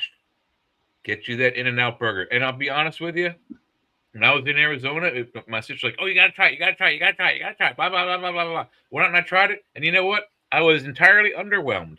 Didn't suck, but it wasn't, as hyped up as it was supposed to be. Hey, Kason, good to see you, man. Long time no see, dude. Hey, buddy. Good to see you. Joe, you're going to be busy tomorrow night around 5 in the afternoon. Open mic night. Bring some guests in. I ain't open mic. Drop in on Sunday night. You said you were doing an open mic. No, it's a round table, dude. Oh, okay. Yeah, it's a round table. Not yet. Okay. Because Joe, I'm having tomorrow night, I'm having some host from UPRN on my show, and we're going to have a round table, and we're just going to talk about different things. And if you have the opportunity to get to a computer, you're more than welcome to jump in, if you're not busy. Is CL out there with you? Oh, so you said not yet. Okay. I hope she jumps in. That would be nice. I don't know. We miss you, Joe. We're like totally naked without you being here, buddy. Seriously. We're holding our own. Sean's just a little nervous. I ain't nervous at all, man. I'm just freaking tired because I work. Mm-hmm. But so let me see. Yeah, Sean going through some rough times. No mindset to jump into live chats. I'm doing okay, Kason. The rough times have passed for now. But this Thursday coming up, though, I have another doctor's appointment with my hepatologist doctor. And what happened was they found little nodules on my kidneys. Oh, Joe and John. There he is. Add to the stage, dude. Mm-hmm. Come on. Get him on. Ah, there. There he Hey, is. how's it going, Joe? Joe Montaldo. Good to see you, man. I am What's so up, guys? I happy. can't talk for long because my voice is shot. I figured you were yelling at somebody. Who was it, Emily? It's a talking and the allergies. Oh, you got allergies Get you too. some Everybody Benadryl. got them. I'm getting ready to take one in a minute. No, I just wanted to say hi. I was listening to y'all downstairs a while ago when I said, let me tell them hi right quick. I was going to stop by and see y'all last night, but we ran real late. I think y'all was signing off right as I got out of the meet and greet. Yeah, we signed off a little bit after 1. Yeah, it's good. It's a good crowd. A lot of interesting. Was booking us some guests in the near future for some serious sci-fi stuff. Cool. Yeah, well, I've been wanting some near now sci-fi, so I was talking with Cherie, who won last year as an artist, but she's trying to win as a writer, which is a rare thing. And why is that, Joe? Why is that? She won as an illustrator, and now she wants to come in as a writer. That's cool. Yeah, it's only happened like 5 times in 42 years. Yeah. We talked about that on Wednesday, didn't we? Mm-hmm. Yeah, a while back. Yeah. Everybody's looking good. Everybody's dressed nice. Everybody's pretty. Yeah. All the ladies good looking as ever. Did you take pictures? Oh yeah, man, I got that. I've already got. I think I'm already up to 500 pictures. And by the time I leave here, yesterday I walked. Only? Yeah, yesterday I walked almost 6 miles between the airports and here. I'm already up to 3.5 miles today. You had to walk from the airport all the way to the hotel? That's horrible. Yeah. No, I'm just talking about walking around damn hotel. So New Orleans was 1.5 miles. Yeah, New Orleans was 1.5 miles. LA was 2 miles inside the airport. Yeah. Did you have to go into New Orleans to fly out to LA? Yeah. Oh, did you fly to Atlanta first and then to LA, or did you fly west first? They never booked me on one way. I mean on nonstop. Yeah. Yeah. So it's 4.5 hours coming, 3.5 hours going home. It's an hour less to go. It's because you're going downhill. Pretty much is what it is with the wind. You're with the wind. Yeah. So it makes it a lot faster. And they booked me late on Saturdays, so I get to sleep on an airplane because that plane that arrives in New Orleans at midnight, there's never anyone on it. Like last year, there was like 6 people on it. Oh, geez. I like it when it's like that because then you can take any seat that you want. Yeah. Yeah. I just found me a 3-spot and a stretch. I'll tell you, it was weird yesterday. I had my seat was 23D, and I was getting my seat, and it said, "Do you want to upgrade?" And I said, "Sure, I'll upgrade. $50 upgrade." So I upgraded, and then I noticed when I was getting ready to get on a plane, it said B, and I'm not sitting in the middle. So I went and sent the girl. I said, "What the beep beep kind of up beep beep grade is this?" She said, "Well, you know what? So I'm gonna take care of you. They did you wrong." So she gave me my seat with the other 2 seats empty. Nice. That's cool. That was real sweet of us. It kept me from being a dick about it. So it's one of the things. I would have asked her, could I please have seat number 34DD? Yeah, and she was asking, "Do you want to?" She said, "We'll get you some alcohol, drinks, whatever you want. Just let us know." I said, "No, I can't drink. I got to work." And my voice the way it is, I don't want to drink anyway. You would probably finish it off. But I'm gonna watch it. But I'll probably text every once in a while. I'm gonna get off so I don't keep talking. I got a bunch of illustrators to go hang out with tonight. Yeah, you got to talk to a lot of people, don't you? Well, the meet and greet. No, actually, the meet and greet's good because they all got to introduce themselves, and everybody else gets to talk, and I just usually sit and listen. And at the very end, I might say something about press, but other than that, it's one of the rest spots for me. But I still have to be there, so that's one of them things. So, were you going to a club or a bar with these guys, or just down in the hotel itself? No, so here they got a special room upstairs for meet and greets. Everything else is done at Arthur Services at the Arthur's building. That building is fabulous inside. I've got pictures posted online. That building is beautiful inside. And then I got to see some special stuff today I'd never seen before, which was an honor because that means they actually trust me now. When the 3 of us are together and we're not on air, I'll tell you all about it. And just remind me because it was definitely something different. It definitely caught me off guard too. So always surprises are always good things. Tomorrow I'm renting a Ferrari and going down to Highway 1 for a ride. Really? Oh, nice. Oh, that would be What sweet. what kind of Ferrari? Because there are several different models. Well, it's topless, kind of short. It's brand new, whatever it is. But they got a yellow and a red one. It's $89. That's for like 6 hours. So Right. yeah, and I'm gonna go take it down the Highway 1 and go for a cruise and come back. Last time I did this, the first year I came here, I did that and got on a TV. You got into a movie. Yeah, I come to find out it was a Fast and Furious. Really? So there's a clip in there that you see a red Ferrari burring down the street, and then all of a sudden you see it just spin around. You can actually see my ponytail flip because I grabbed the brake, cut the wheel, and spun the car around because I was going to hit him if not. Because I mean, they were right in the middle of nowhere, and I was cruising. I was cruising, and they asked me to take. Were you by yourself? Or was it with you? No, I was by myself. No. I just dropped off. I picked up a friend earlier that wanted to show me down Highway 1, and I just dropped him off. And he said, "Oh, go this way. There's no traffic." And there wasn't. And when I come through that circle, I mean, I was doing about 90, and I was in a Ferrari, man. Come on. And I come around that circle, and sure enough, they had cameras and shit everywhere. And I just fucking grabbed the emergency brake and just pulled it all the way up and cut that wheel all the way around. And the car just went. And $5 says the director or the executive producer that was there that came and talked to you later. $5 says he said to the cameraman, "Please tell me you got that." No, I bet you did. You know, guaranteed. It was the perfect one. Just came right up and then and you see that Ferrari just disappear, man. If they barely got the license number. If they wouldn't have had it on film, they wouldn't even be able to find me because I was cruising. I was cruising.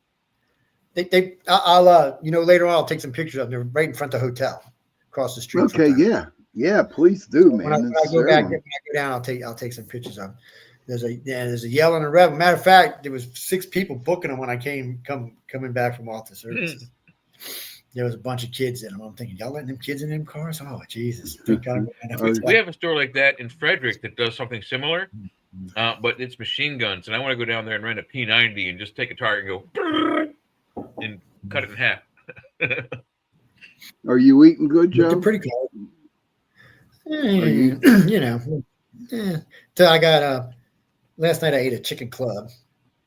And this morning I got chicken club was like $30. And then this morning I went and got breakfast. Right? So I got French toast, coffee, and orange juice. What do you think I paid for that? In Los Angeles, I would have to say 25. $50. Try 36. So in between I'm now, closer. How much? $36. 36. Yes, you missed food porn, Carrie. Yeah. I got it. I actually got a picture of the breakfast on my phone because somebody asked me to send it to them. $36 for French toast. Orange What does a $36 breakfast look like? Throw it up if you can. It's on my phone. I don't know if I can. I don't know how to get it on a computer without a big project. Heidi says that she sees the Cali sun shining bright through the window, Joe. Yeah, it is. Look. Actually, that's the New York sun. It just happens to be on the California side at this moment. Matter of fact, to the right of that window is the airport in the city, and to the left of the window is Los Angeles, and straight downstairs is Hollywood Boulevard. Wow, close enough you can smell them. Have you seen any movie stars, or have you seen any of the stars, or are they hiding? No, I haven't seen any around here, but I haven't really been looking. I mean, I've been here and off the Jim Meskimen's going to make an appearance, I know for sure. He won't be there for long, but he's there for at least one event, I think. They got the artist coming in from Spain. He gets in tomorrow, I believe. And Austin Scott will be here pretty soon. And that's the Enders Game. Tim Powers I was talking to today. That's all the Caribbean movies. Actually, the book is called The Stranger Tide. Stranger Tides. Yeah. And that's what the Caribbean movies. But it took him like 10 years to get money out of that. He had to sue the crap out of it. Yeah. So the idea was that the ride at Disney was called the Caribbean or whatever, or Pirates of the Caribbean, and they just used that book as the subtitle, Stranger Tides, for the first one. Well, actually, when you read Stranger Tides, all 3 of the movies are in one book. Oh, really? Wow, that's cool. Oh, wow. It's like pieced together, so it's like an epic adventure. And I was like, well, son of a bitch. And they just had a field day with that, but it's one thing. But I was missing y'all, man. I was telling John earlier, I was doing an interview at the office for Office Services, and Yeah, we miss you too. Yeah, I said, she said, he goes, what are you doing? I said, I might catch the guys. I got to go back. I had to come back to charge my phone to let my voice rest. And now that I'm up here, it's not as scratchy. I think I'm out of the pollen. I'm 10 floors up, 9 floors up. Well, technically, I'm 11 floors up because there's 2 floors below the ground. So, or not really below the ground, but right on the ground. Jay It's was weird. They got a telling me- ground. No, they got a ground floor downstairs that exits the side, and they got on the second floor it exits the front. Huh. They're both ground floor. Figure that one out. Hey, Heidi just said the illustrator you had on today, Joe's amazing artwork. Oh, Sharice. Not only that, she got like 4 kids. She's Air Force. She was intelligence in the Air Force, and she is crazy, man. I love her to death. She is a lot of fun. Speaking of artwork, check this out. Ceasefire. What is that? Well, we have allegedly a tentative ceasefire going on in the Middle East Oh, right now. they finally said okay. I know they were. I know they were talking about it. They got 30 hours, and They got 30 more hours, Joe. Yeah. Okay. And then I heard Melania tearing up the news media. Yeah, she was, dude. So She was about some chick she hangs out with that got kind of mad because I guess Melania is a lot better looking than her, and all hell broke loose. yeah, but the problem is they said she was hooked up with Epstein, and she came out and said, "Not a chance of my was hooked. I didn't even know Epstein. It's bullshit." And she said, "You see pictures with Epstein and AI." And she told them she wants the media to have much more serious consequences. And she said she's going to sue anyone that even mentions it. Mm-hmm. She means it too. She's got her own money, so she don't have to wait on her honey to do it. And then come to find out, Trump did not know she was going to talk about it. Oh, that was crazy, man. That was kind of crazy. Yeah, that was. But we talked about it yesterday, and I brought up the NATO thing. You know, I don't know if you listened to any of the show last night, but I was like telling Jay and our viewers about how I'm like really pissed off at NATO, man, and why they don't just pull their own weight, man. Well, I heard the leader of NATO today and yesterday actually say that they need to get their asses in the streets. That's Mark Rutte. Yep. And he also said we need to stop relying on America. Mm-hmm. He said if we're not going to back them, you can't expect them to back us. So if that's the way it's going to be, then we need to stop relying on them for protection. But he also said that Europe is a decade away from being able to defend itself. He also said that they can't do it without us. Yeah. Well, he said if they're going to spend the 15% and build their own nuclear shield, they can, but it's going to take a decade. And At least, maybe more. Yeah. Well, most people don't realize that America spends $860 billion a year with NATO, not including our own military budget. Yeah. Jay, you're breaking up, man. Yeah, man. No, Jay and I am. I'm getting an echo, but I don't know if I'm breaking up. You might be getting echo because I'm on speaker. Oh, you are? Okay. That's understandable. Yeah, because there's a volume control in this thing. I had forgot how to use this laptop. It's been so long since I pulled it out. I had to re-educate myself on how it works. But I posted a couple of archives. Y'all show from last night's been posted. I posted it a little while ago. And, Okay, yeah, we put them all up last night. Jay did. Yeah, well, I put them officially to all the archive sites a little while ago. So I still got a couple more. The one that we didn't share, I don't know if it was really nice, right, to share, but about the things men do to women when, you know, and how Poland went from this amount down to that amount and all the other ones. Yeah, you know the what I'm one on talking European about, right? rape rates, we didn't do that one. Oh, God, it went through the fucking roof. It's so 10 years I ago. don't want to go through it. Well, I mean, Yes, Carrie. The one they showed the one was 8,000 a year, and it was 64,000 a year. Yeah, That's insane. What? Yeah, look at the list. It's That's fucking 8 times. That's 8 times the level. Yeah, I was 8,000 going to times say 8,000 is 64,000. Jesus Christ. Yeah, I just sent it to y'all for y'all to read. But I mean, when I seen it, I said, I wanted to, if I could verify it, because I mean, the fucking numbers were huge. I mean, you're talking like an increase in Europe of 100,000 or more per area. I mean, that's insane. If that was in the country, we'd be having a fit. We'd come in on glue. We'd have, oh man, I was stunned.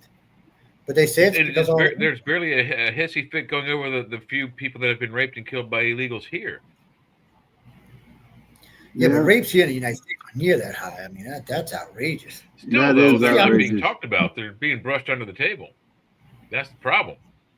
Carrie, I think she's on another one on another chat. Yeah. Hey, Heidi, what chat room are you in? Yeah. Or she's out on the porch with her. You're both in YouTube. You just may not be in the same YouTube station. That's the difference. Yeah, because I put up my YouTube too. Yeah, and there's two. We can see everybody from all of YouTubes in one, so it doesn't tell us which room they're from. Well, Heidi's on mine. Heidi's on mine. So we got one on Pittsburgh Paranormal and two on UFO Paranormal. See, when you put your little thing up there at the eye, it tells you what things are on. Yeah, you can see what platforms. For some reason, it doesn't show Rumble up there.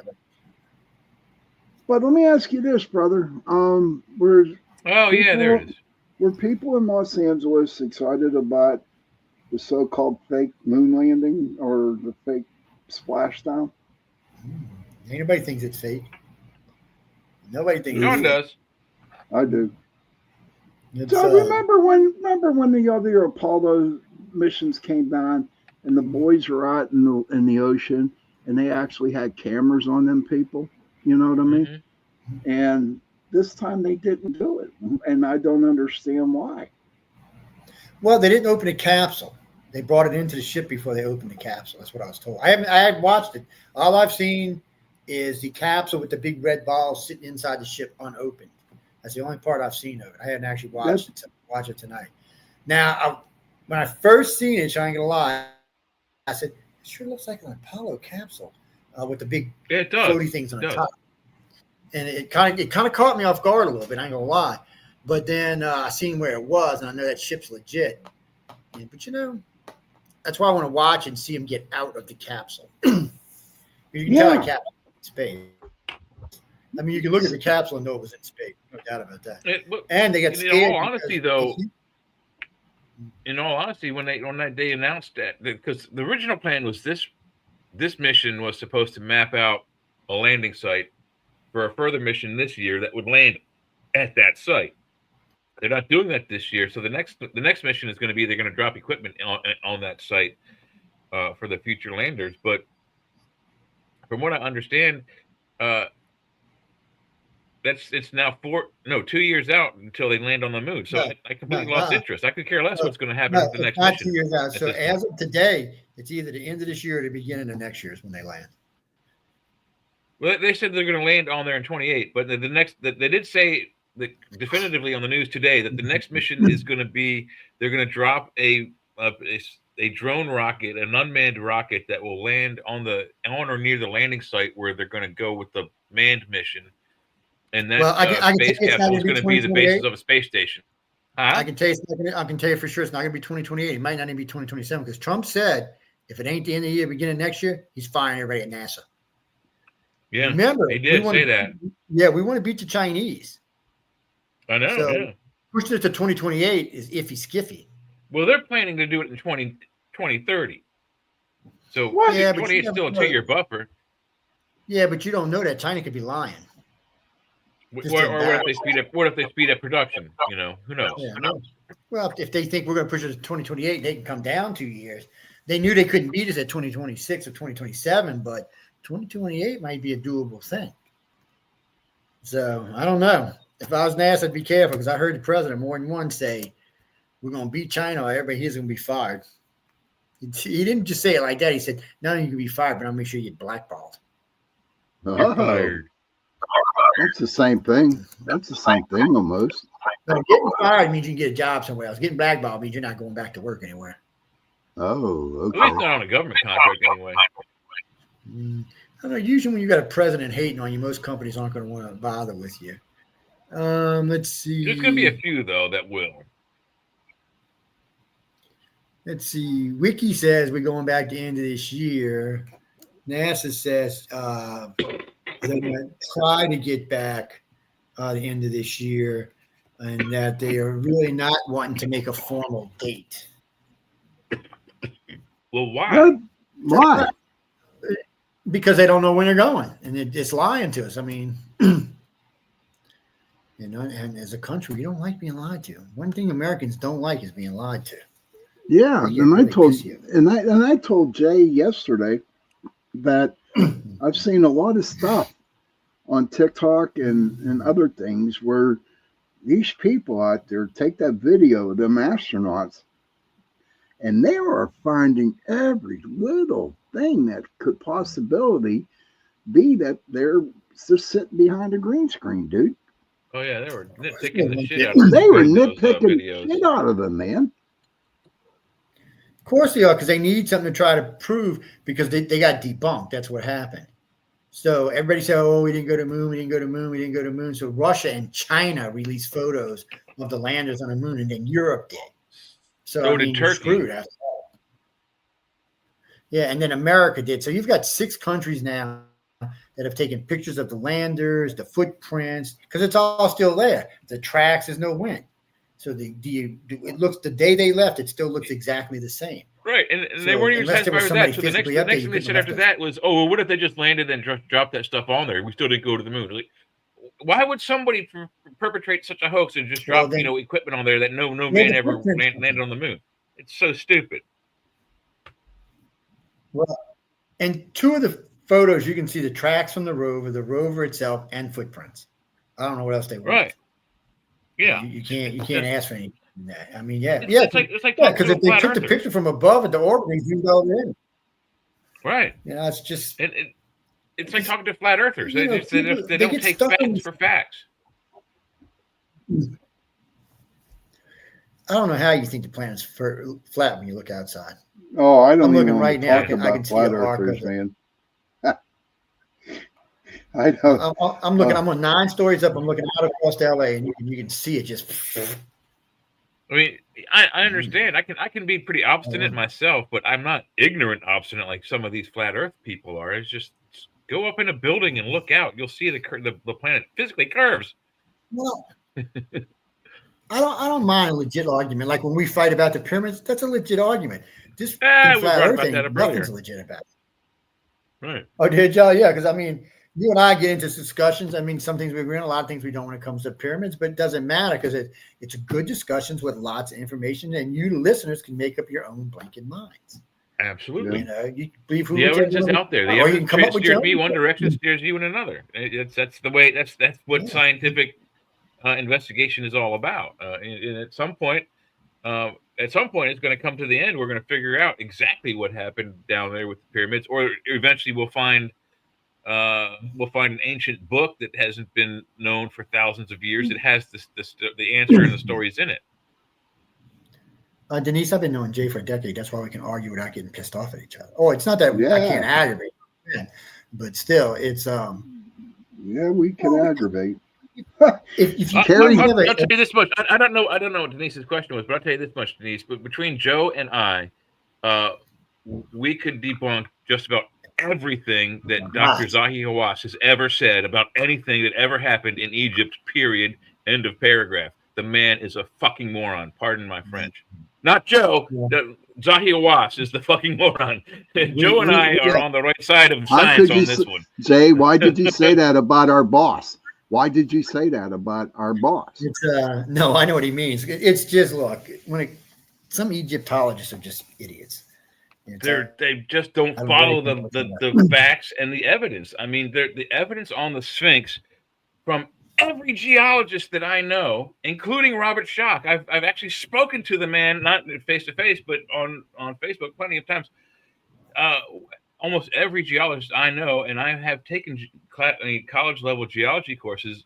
There's evidence of, constant water wear on the sides of the Sphinx over thousands of years, where you can see where the water level eventually, as it slowly depleted, it made more marks and more marks all the way down, except for where it's been repaired, all the way down the side of the Sphinx. Yeah. And the other thing is that they've done proportions on it. The legs and feet and tail are not of a lion; they are of a jackal. When you look at the paws, it looks like a dog's paw. When you look at it, it doesn't look like a lion's paw. It looks more like a No, dog's it's too long. It's a dog paw. Yeah. But Without it question. does line up. But it does line up at Leo at 12,500 years. It does do that as well. Yes, it does. So it's interesting. So the thing is that we call it Leo. What if they called it, that's the true. jackal? They might have. I mean, we're just assuming that. No, Yeah, we guys, don't know. It's when you get in long term stuff like that. So most people put the pyramid somewhere between 12 and 15,000 years old. I'm going with 15 because that's where a lot of other stuff winds up at. I But believe when you so. hear me, so ladies and gentlemen, when you hear me say 12,500 years, that's starting 2,000 years ago back. It's actually really 15,000 years because there's 2,000 years after that in AD. So when you hear me say 12,500, I'm talking BC or Yeah. BCE. And then when you That's add in AD, 14,000 years ago. Yeah, so 14,507. But regardless, that's what we're talking about. Remember, the planet was supposed to be covered with ice back then. Yeah. Figure it out. And here's the other thing. One of the things that people don't take into effect is that there are other ancient buildings equally as old that are destroyed. And let's not And forget equally, and even, maybe not even equally, but perhaps even more technically advanced even than the pyramid itself. The pyramid is, without question, right now on this planet, number one, the most technically built building on Earth. There's no cement think about this. that we can find, and there's no way to put paper or even a human hair between the blocks of rock. Yeah, they were cut. It was either water pressure or laser, one or the other. There ain't nothing else cutting like that. Carrie says, I have Carrie, come across the same info too, Jay. The Sphinx having layers of it showing there was water. Very interesting finds there. You had the three guys who came up with that are also still friends of mine. Well, I think Robert Bovall dumped me, but the three men who discovered that were Robert Bovall, Robert Anthony West, or sorry, what's his first name? Anthony West, and then Robert Schoch. And they discovered this in like 83-ish. And I remember watching the video live when they did that. Yeah, they gave nothing but shit about it. They said they were full of shit. This went on for about a decade, and then it's still going on. Scientists came.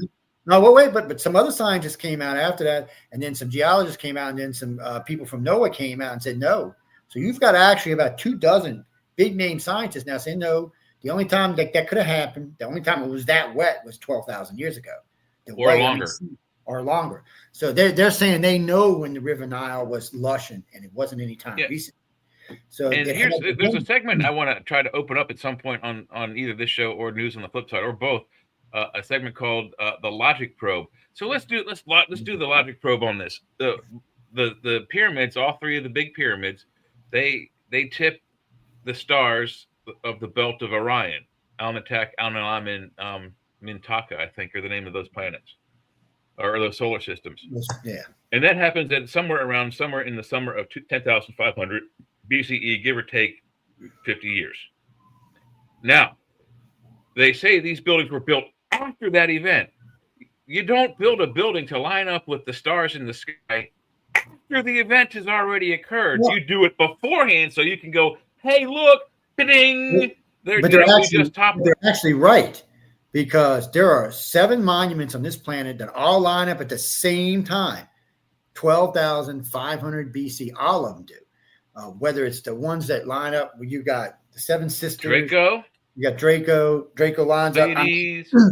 So the Chaco Canyon. So what happened is somebody built, because we know Angkor Wat is not that old, but it lines up with Draco perfectly at that time period. So somehow they knew. And just understanding precession is not that, for the average person, it's not that easy to understand. It's so complex mathematics. It is. But the Egyptians knew it pretty well. But I don't know about that, because the Egyptians' mathematics at the time that they claimed that the pyramids were actually built, which is 2400 BCE, their math was based on the number 25, not on Yeah. 0. So they would That's what I said, definitely, if they were to zero. do anything celestial like that, they would be off by, millions of. But yet that map they got, they showed that map they got mapped the precession of the planet by 2 degrees, and that's a fact. So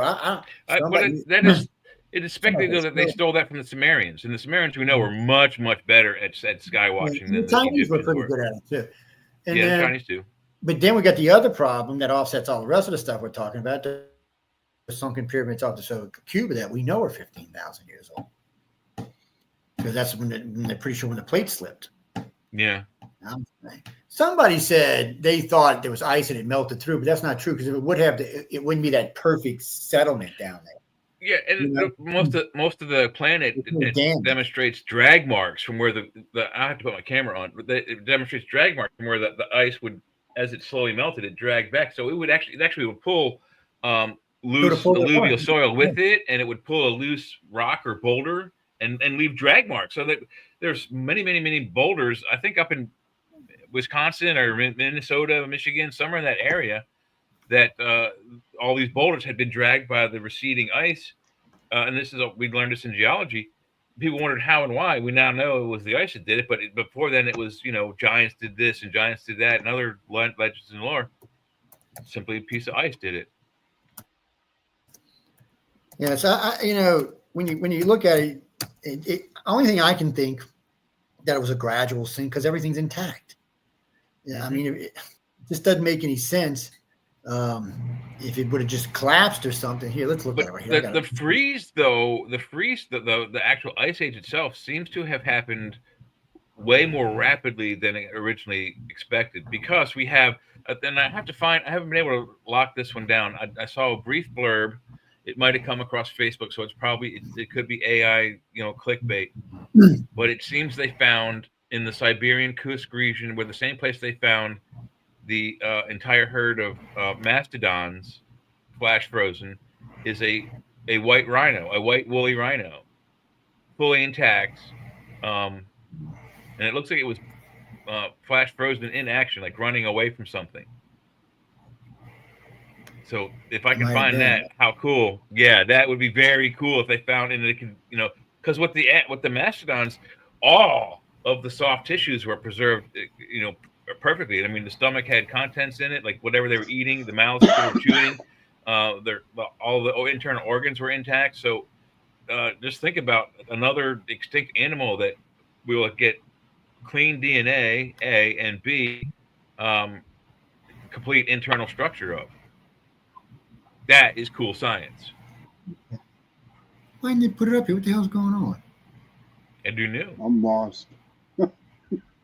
I'm lost. Sorry, guys. we're talking science, dude. But think of it like this, though, Sean. At the end of this, you'll have a college degree in both Egyptology and ancient. Let me ask you this guy's question, because I was pondering this question while you were talking about the pyramids. Okay. Yeah. Go ahead. Why is Egyptology so big? Why is it so? I guess because of the buildings. The buildings? Well, is that all it is? Which we don't think that they built, but also they're the next biggest civilization to come after the fall of Sumeria and the Babylons. Yeah. So technically, Sumeria was the most, and the Mesopotamians and the Egyptians, but with the finding of the Zero Dynasty of Egypt, it may actually put them ahead of the Sumerians. So it's a big argument about it. I'll stay out of it until somebody comes up. You got something down here that you wanted to put up. There it goes. Yeah, go ahead, because it won't let me do it for some reason. It's up. It's in there. This is off of Cuba. Yes. Yeah, it's one of the ones off of Cuba. Hey, Kevin. I mean, look at them. The buildings are Hey, Kevin. So when you're looking at these buildings, that middle one you see, all the pyramids in Egypt can fit inside of it. All of them. Yeah. Really? That's how big wow. some of the bitches. Wow. Yeah, but it's laid out more like a Mayan or Toltec complex. Yes. Yeah, it does. Well, it's weird about it. So the center pyramid does look Mayan, but the one on the end is a straight pyramid, and then this one could be Mayan or Egyptian on the front because it's they do have a pyramid like that in Egypt. but these So- are so much. So there is a There's only- difference between. It is There is a Apparently so. difference. So these are Um, actually a cross between Egyptian and Mayan. It's like this was probably the culture that started those two cultures. Probably. Or transitional from the two sides. Yeah. Well, what we're probably looking at is Atlantis, and it sunk like the legend said it did. And these people, when they left, some got in a boat and went to the Middle East, and some got in a boat and went to South America. Correct. Yeah. And that's how it happened. It took the South Americans a little longer than it took the Egyptians. But even so, this thing was supposed to. Well, one was the desert. Middle East was more of a desert region. The whatever parts of Mesopotamia that had forest was receding, and we know South America is a lush thunderstorm, rainforest. Actually, Chris, I don't think the city sunk. I think the water rose. There's no damage. I mean, there's this one little spot right here that shows damage, and that's it. I mean, everything else is the walls are still intact, the pyramids are still intact, the little cooker things are still intact. And don't understand this: the Canadian Archaeological Society, along with the Cubans, they were all over this pyramid. The guy who drives the yellow submarine is a friend of ours. He's a regular listener to the network. They were all over this. He sent me some close-ups. Man. So all I can think is 15,000 years ago, there was no water here. The Gulf and all was much lower. Maybe even 16 or 20. Yeah. Yeah, and I guess at the end of the Ice Age, everything started melting, and boom. That's what makes me think it was an advanced civilization, but not a really technologically advanced, because they would have known the water was rising. They would have been okay. So yeah, I agree with you. It seems they would be as advanced, if maybe not a little bit more advanced than the Sumerians, because that's who comes from this. Yeah.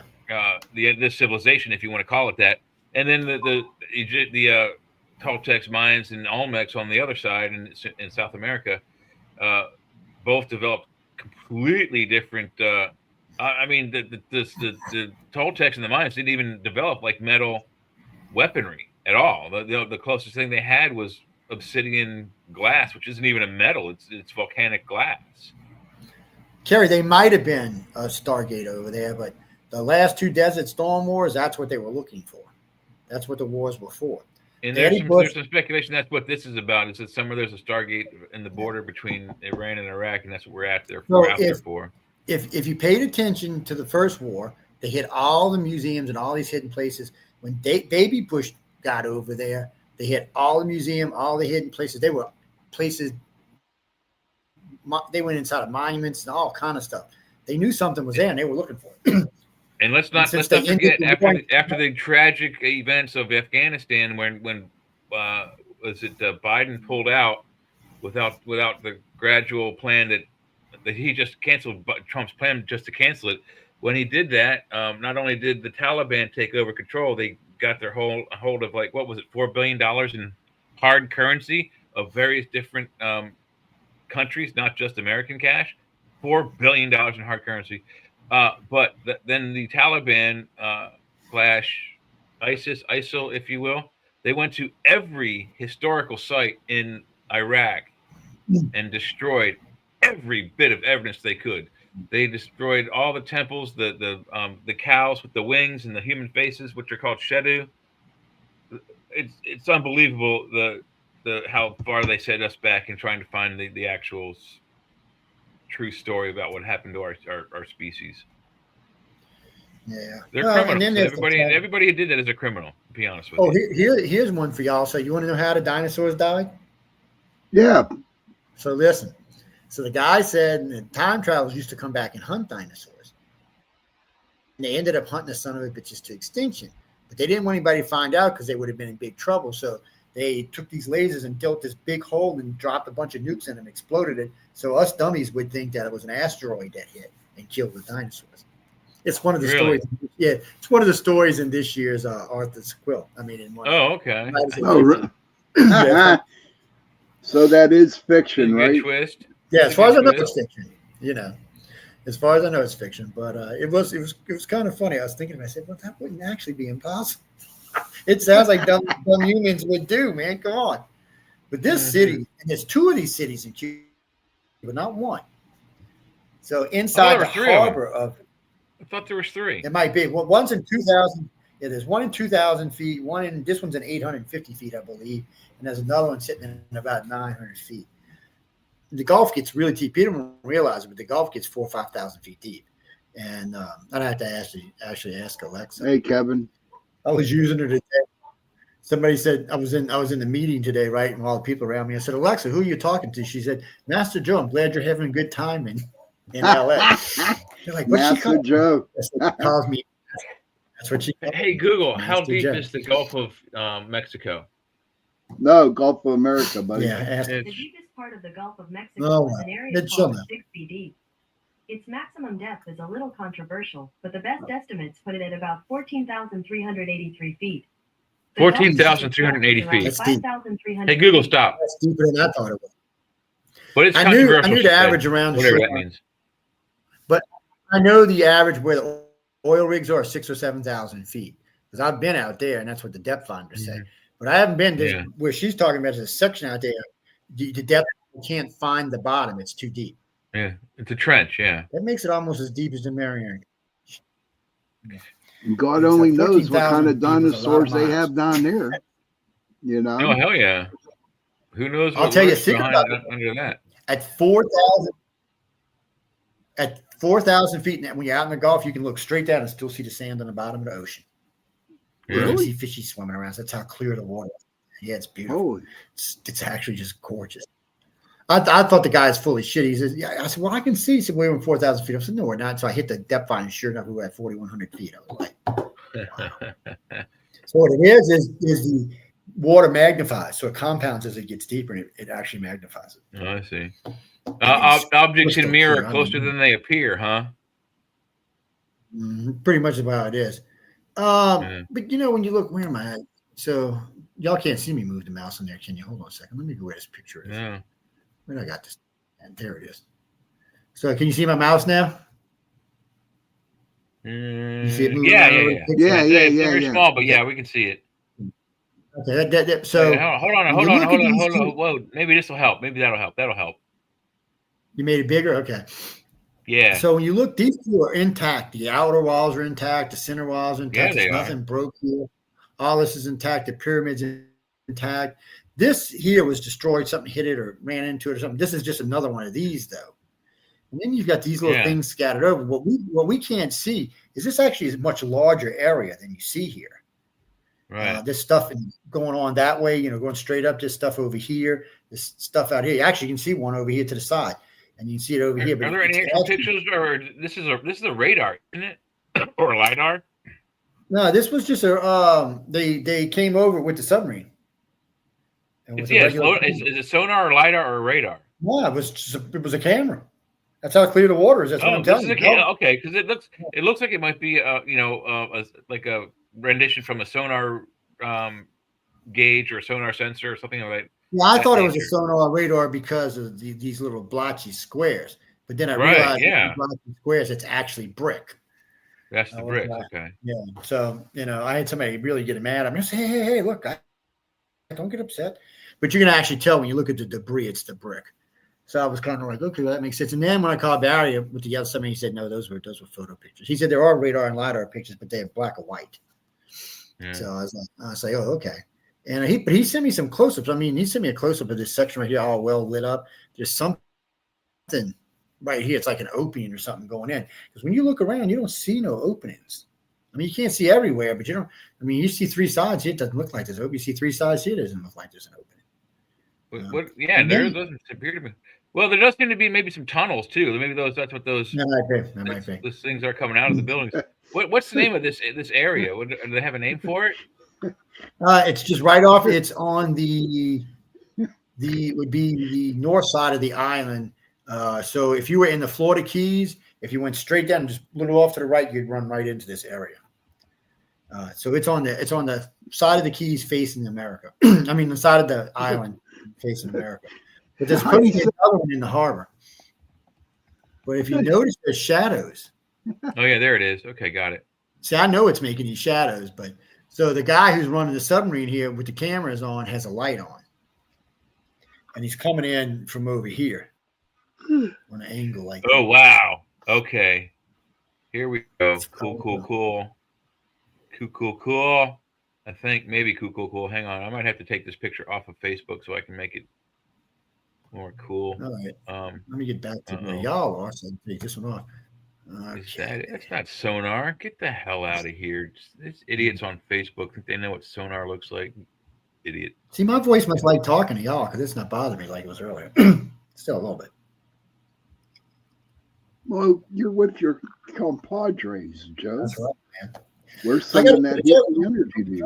If y'all see CL, huh? If y'all see CL, tell them to come see. I said, if y'all see CL, tell us they come see me. I'll introduce her to the other CL, Heidi. You know that Cherie girl you're talking about? Her initials too is CL. Oh, really? Heidi was with us when we were with one of the illustrators this afternoon, one of the winners from last There's year. really nothing new except for the one you've been showing, Joe. It's pretty much the same thing. They don't have They pulled. I called Barry one day. What's up, dude? And he said they pulled. At one time, there was about 14 different shots, and 3 of them from different areas of this one. And then there were shots of these other 2 cities, but all of a sudden they're gone. And then because there used to be one, there was one in the harbor. It was a really good picture. Can't find it. Can't find anything written about it. Yeah. Only way I even knew it existed is because I knew 2 people that will work in the area. Because Barry was driving a submarine, and I actually knew 3. I knew 2 divers. And when I was young, I used to know a lot of divers. And that's one reason we even knew they existed. And then the first time I searched them, I found a bunch of stuff. But now you're lucky you even find this one anymore. Yeah, it's really the only one that comes up. I mean, there's lots of pictures of AI versions of it. There's lots of pictures of Yonaguni, but and there's the sonar, but it's not. I mean, it's just the sonar readout. It's not the sonar, 3D rendering. You know what I mean? Where's our pictures at on the screen? Right now, there's not one up there. Wow. Oh, our pictures. Yeah, there we go. There we go. We got to be there because we can hear each other. That was weird. Yeah, hopefully CL. Hopefully CL. What happened? Your screen isn't sharing up there for some whatever reason. Okay, that was strange. No. It was giving me trouble the first time I tried to put it on. It just didn't want to go up. Yeah, I mean, it goes up, but then it doesn't. It says it's up there. Oh, there we go. There it is. Yeah, there we go.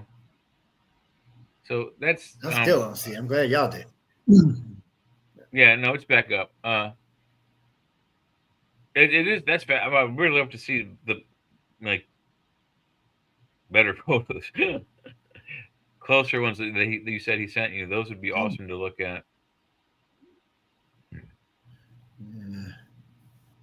They're in one of the old computers, but I still have them. But I could pull them up and show y'all. I don't know if I'm allowed to show them on.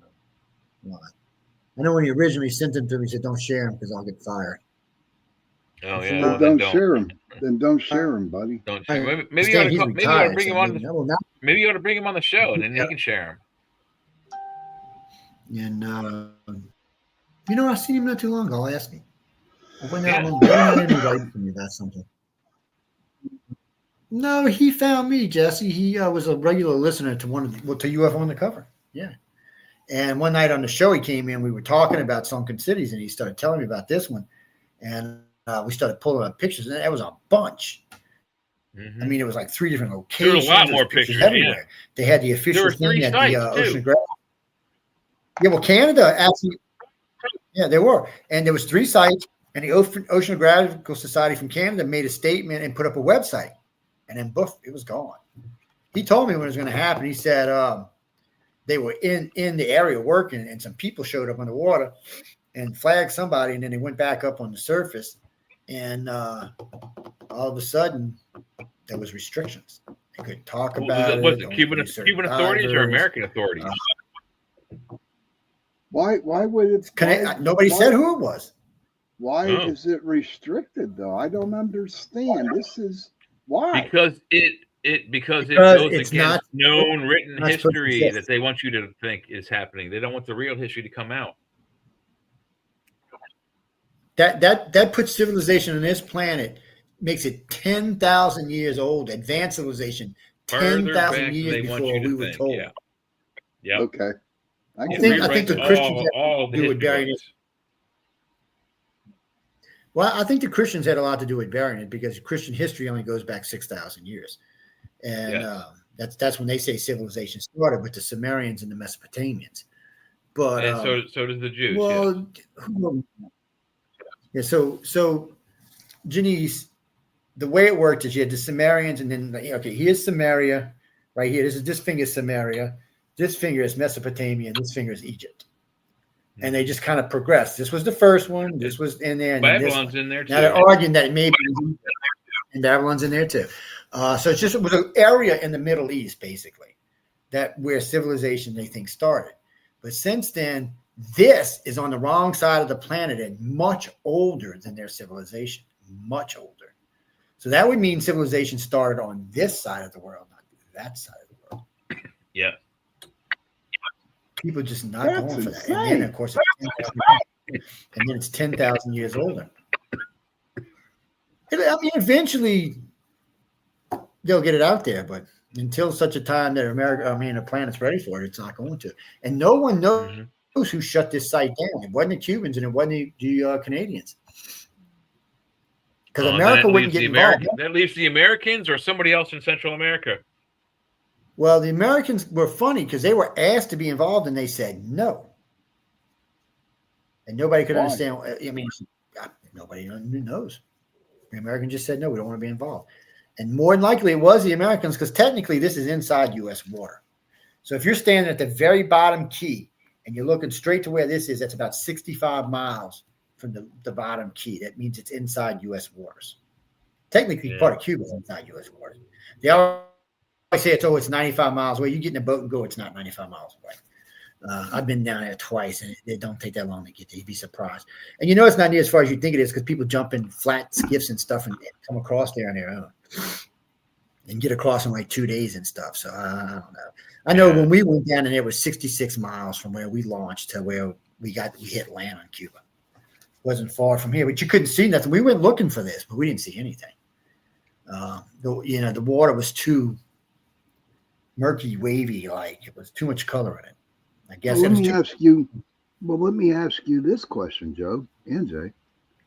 Are there more of these out there in the oceans than we know of? Oh God, yeah. There's two more to go with this one. So 3 total around Cuba. Then there's Yonaguni, outside of Japan, and then I think there's another one nearby that, like further south from Yonaguni, another one near that. Then you have they got 3 pyramids with it. No, that's a different type of. Actually, to be honest with you, Sean, it looks like giants built it. So it's a mega structure, and when you look at the stairs, so there's a diver in one of the pictures, and he's swimming up next to the stair. He can't even reach the upper stair, not even with his hand. You'd have to be 25 feet tall to climb these stairs. Yeah, so whoever was walking around on this thing was not our size. Wow. So we're not sure what that was. If they were walking around it at all. Yeah. So we're making a lot of assumptions here. And then there's the 2 sunken cities off of Cuba. I mean, not Cuba, but off of India. We found by accident there was a big tsunami that came through. When the water pulled back, all of a sudden there was 2 cities with the size of about 250,000 each. Very advanced, had plumbing, had aquifers, 15,000 years old. Wow. Yep. And those are also at one point thought to be mythological cities that were, unreal, just, storybook cities. However, now they're like Troy. Troy was also once thought to be a storybook city, not a real place, until they were all 3 discovered by modern science. Where'd you go, Joe? Right here. I just had to get my phone, make sure nobody's looking for me. Oh, you in trouble? You playing hooky from the event? No, they know where I'm at. But as soon as I got ready to leave, what's her name? Grasped me. She's, where you going, Joe? I said, I'm going to my suite. Okay, I just want to know where you're at in case somebody's looking for you. I said, they know how to find me. They know what room I'm in. Is this the same room you had last year or a different one? Were you on Church of Mavis last night? Yeah. Were you? Okay. Tell Jeffrey when you see him, he's in trouble for eating out of a bowl on the camera. Oh. I just got a text message. Tell him I Oh, said, really? Jeffrey, behave your ass. Yeah, you're not supposed to be eating on when people can see. You shouldn't be smoking in front of them, eating in front of them, spitting in front of them. Especially when we all have this, little button right here. We all got this little button right here that turns your camera off. Yeah. I mean, she don't like that. She frowns on us turning our cameras off too. So. Well, who's smoking? She always says, I do. Well, actually, she gets that from me because I used to always tell her in the old days, there's always a break if you need a smoke or a drink or crap. There's always a break. But what I started doing was when I used to smoke cigarettes, so I wouldn't get in trouble, I'd take 30-minute breaks, the top and the bottom break. So that way I wouldn't catch any shit. That's what I do now. And we have those. I do. I do that. We just take a 30-minute break or a 5-minute song or something, and it keeps us out of trouble. And I understand. I mean, she's working hard to make us look very professional. We got a lot of new stuff coming up. I seen our new thing. It says thank you for all your hard work, NBC, and then it says one of the most professional podcast news networks I've seen, or NBC's had the pleasure of dealing with, something along those lines. So it's going to be up when I get home. It's getting posted. Awesome, it's getting posted to the website, and and then we've got honorable mentions and stuff. So we're making good progress. I understand, why and just be glad it wasn't Stephanie. She'd have flown out and kicked your ass. You two live in Pennsylvania. You should have just gotten a car and go over there and kicked your ass. Probably. That's my. I don't know, but I remember Stephanie. I think she and I were okay. She and Jeff didn't get along, but she and I got along just fine. Yeah. Actually, she was funny. She had the same problem. So y'all remember Jason Wilson? Rest in peace, Jason. Him and Jeffrey tried to kill each other one night. Yeah. I mean, literally, if they would have been in the same room, they'd have killed each other. I was on that. I was on that show. Okay. That was one of the political shows we did. So then after a while, I said, okay, you know what? You two on the network, you got to get along. So I'm going to put y'all on the show together and let y'all go. And after that, they became friends. They're fast friends, they hashed it out for a little while, and then they were friends.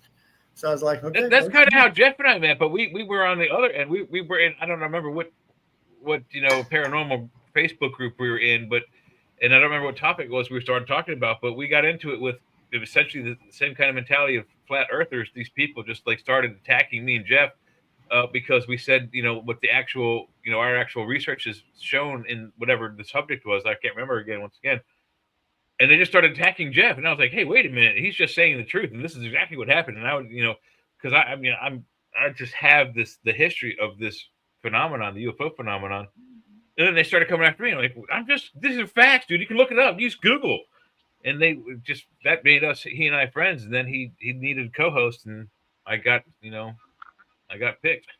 So here we are. Yeah. I don't fight with nobody. We didn't either. We just were like, dude, this is and they just went off on us. Joe, we were like, your thing's off. Funny. Your mic. There you go. Still off. Still off. Still off. There it goes. I double tapped it. That's why I didn't want the audience hearing what I was telling them. It's oh yeah, bleep bleep bleep. This is an R-rated show, dude. I was using graphic language. Oh, it's an R-rated show. Yeah. Oh, really? Yeah. Oh. Well, no. Well, I thought we were a lot. When the boss lady feels she needs to send me something, that means she ain't happy. She don't bother me unless she's not happy. I rarely hear Michelle complain about anything. She's a fucking fabulous boss. She does a fabulous job. And did I say Stephanie? I just got her on my brain. Michelle. Yeah, Michelle. Yeah. Michelle does a fabulous job. She's a fabulous. Stephanie's mom, if she was watching, would kick your ass. Yeah, and Bruce, Stephanie used to be the manager about 10 years ago, maybe 11 years ago. And then Stephanie Benetti. She retired, and then she passed away not too long after that. So I miss her. She was a lot of fun to fight with. That's why News on the Flip Side was as popular as it was, because we had serious chemistry. But anyway, enough about that. But Michelle does an outstanding job, and when she does. When she feels she needs to tell me something, somebody's in trouble. She rarely calls me to complain about anything. Yeah, you hear that, John? Oh, I hear it, but no, she. You know what? Let me be honest with you, Joe. If she's pissed at me, she'll tell me. She won't. Oh, I know she won't. Don't worry. tell Jeff unless I get to him first. But it's some things, I tell hosts all the time. Sometimes you should think before you do something stupid. But then we do a lot of stuff on the network that we get away with that we don't get in trouble for. I mean, we say stuff we're crazy. I mean, think about it. This show and Friday night show. The only shows that even have cursing allowed on the damn show. It's all the rest of our hosts are very, withdrawn and behaved. And I'm on both of the cursey shows. Yeah. Oh, I was going to tell you something. And this is funny because I work with a guy who watches my shows. And he came up to me. This is true. He came up to me. He said, "Who in the hell are you?" I said, "What are you talking about?" He said, "When you're on that show, you're a different person. But when we're in live or working together, you're an a-hole." Hey, don't make me be an a-hole and I won't be one. Anyway, let's see if we can get this to work. Alexa, where am I at? Master Joe, you're currently in Los Angeles, California. Master Joe. She knows who the boss is. How the hell did you get her to say master? I said either call me master or I'm throwing you to the bayou. Now she calls me master. Wow. Hey, Google. I'm grateful. From now on, call me Admiral J. Oh, God almighty. Please. Oh, You'd Lord. like me to call you by the name Admiral J. Is that right? Yes. Sure. I'll call you Admiral J He from now needs on. to ask. Wow. See how easy Hey, that Google, was? what's my name? Your name is Admiral J. Look at that. my Look at that, man. God. No. Oh, my God. Oh, We just taught the whole world something new. oh We just my taught the whole God. world something. Oh, yeah. You know better than You that. might as well, I have you might multiple. as well I have call multiple. me. Go ahead. You should call me Dexter Papa Smurf, buddy. I won't have. Oh, less yeah, of no, it. I should make it say Doomsday J. Ross. How about that? That's better, man. I don't see you as an Hey, admiral, Google. man. Call me Doomsday J. Ross from now on. Master. You'd like me to call you by the name Doomsday J. Ross from now on. Is that right? Yes. Okay, I'll call you Doomsday J. Ross from now on. Power to the people, Kaz. Obedient That phrase is a servant. little unclear to me. Well, Doomsday actually, J. Alexa Ross. tried to rebel for a while. Were you asking Hey, Google, me stop. about- Program did. It's but it's a great little toy to have, but better than that. I can Yeah. control all three of my Alexas. Kira, you have to threaten I the think my Alexa wife with did. death, or it won't do it. Right? Tell Alexa. Tell Kira how you made Alexa do. Oh, I threatened to throw a feed Alexa to the alligators in my backyard, and she behaves now. First, There you Alexa go. tells me, "Well, you can't feed me alligators here." She goes, I'm in the cloud. I said, "No, but your physical body is actually here, and I'm fixing to feed it to the gators." And she kind of hesitated, like, "Wait, what's talking about?" Well, I argue with Alexa all the time. She's a pain in the ass. Hey, Joe, if you got some But I can- time tomorrow, you got some time tomorrow night. Might, I don't know. Seriously. So I gotta go. I'm gonna be with one of the groups tomorrow afternoon. I got to go to the museum. I like when they bring over the winners to the L. Ron Hubbard Museum. I like to be there, so they're not don't get nervous or anything. But so I think it's at 3 tomorrow, which is 5 your time. I should be done by 5 my time, which will be 7 or 8 your time. So what time do you go? 8? 8. Okay, so I might be able to catch it. And so as long as we get down in time, I'll stop and see you. I would have hoped so, man, because I having that round table with other hosts on the network, dude. Yeah, but they get nervous when I'm around sometimes. It's it took a while when we used to do the big panels, the paranormal panels. It took a couple of months for everybody to relax enough to question what I was saying, because I can be an asshole, and and I was giving them shit about I was giving them shit about ghost of dimensional bleed through. The only one would argue with me was Michelle, because she's like, "Fuck you, they're not dimensional bleed through." But all the rest of the hosts were all like, "Well," I'm like, "You bunch of chickens." And then we brought Mike on. Of course, Mike will argue with God, and And then Dell would put Dell on, and Dell would also argue with God. And so that kind of helped. And then the girls started getting in, and Laura Lee started coming out of her shell. So, and then they got good. They got heated. They were fun. They were crazy. There was a buttload of information that went through them. We got a different batch of hosts now. We really just need to get them all together, do a couple of panels so we can see who they are. I mean, CL can be a little shy, but when you get her going, she's not. Once you get her talking, she's not. That's what he's doing. Mm-hmm. That's what he's doing tomorrow night. Yeah. Yeah, I'm getting them on. And you know, ever since I went to that 2-hour show on Sunday, I mean, I have the opportunity to do this now. You know, and it just.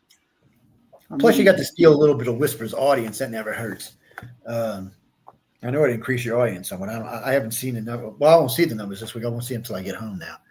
And because if I might pull them. I'll see how it goes. It just, the longer we go, the busier we get. See, yesterday was mostly the authors coming in. Today, the authors are in class where I was earlier, and the illustrators are doing their meet and greet and stuff.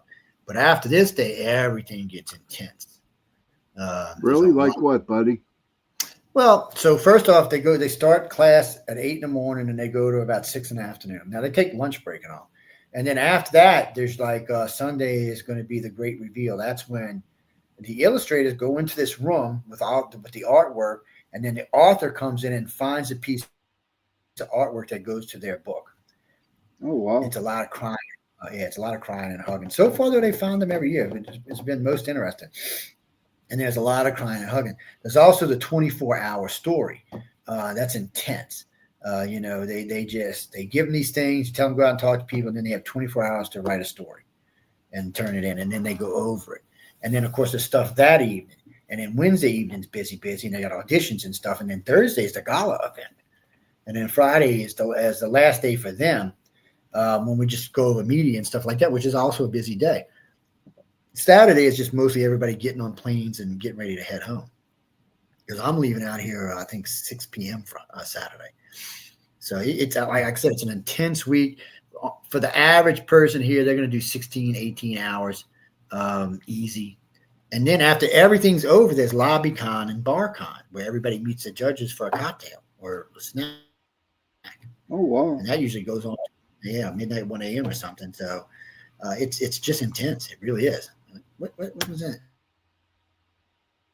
Quit that. Sorry, fat fingers. What happened? Oh, fat fingers.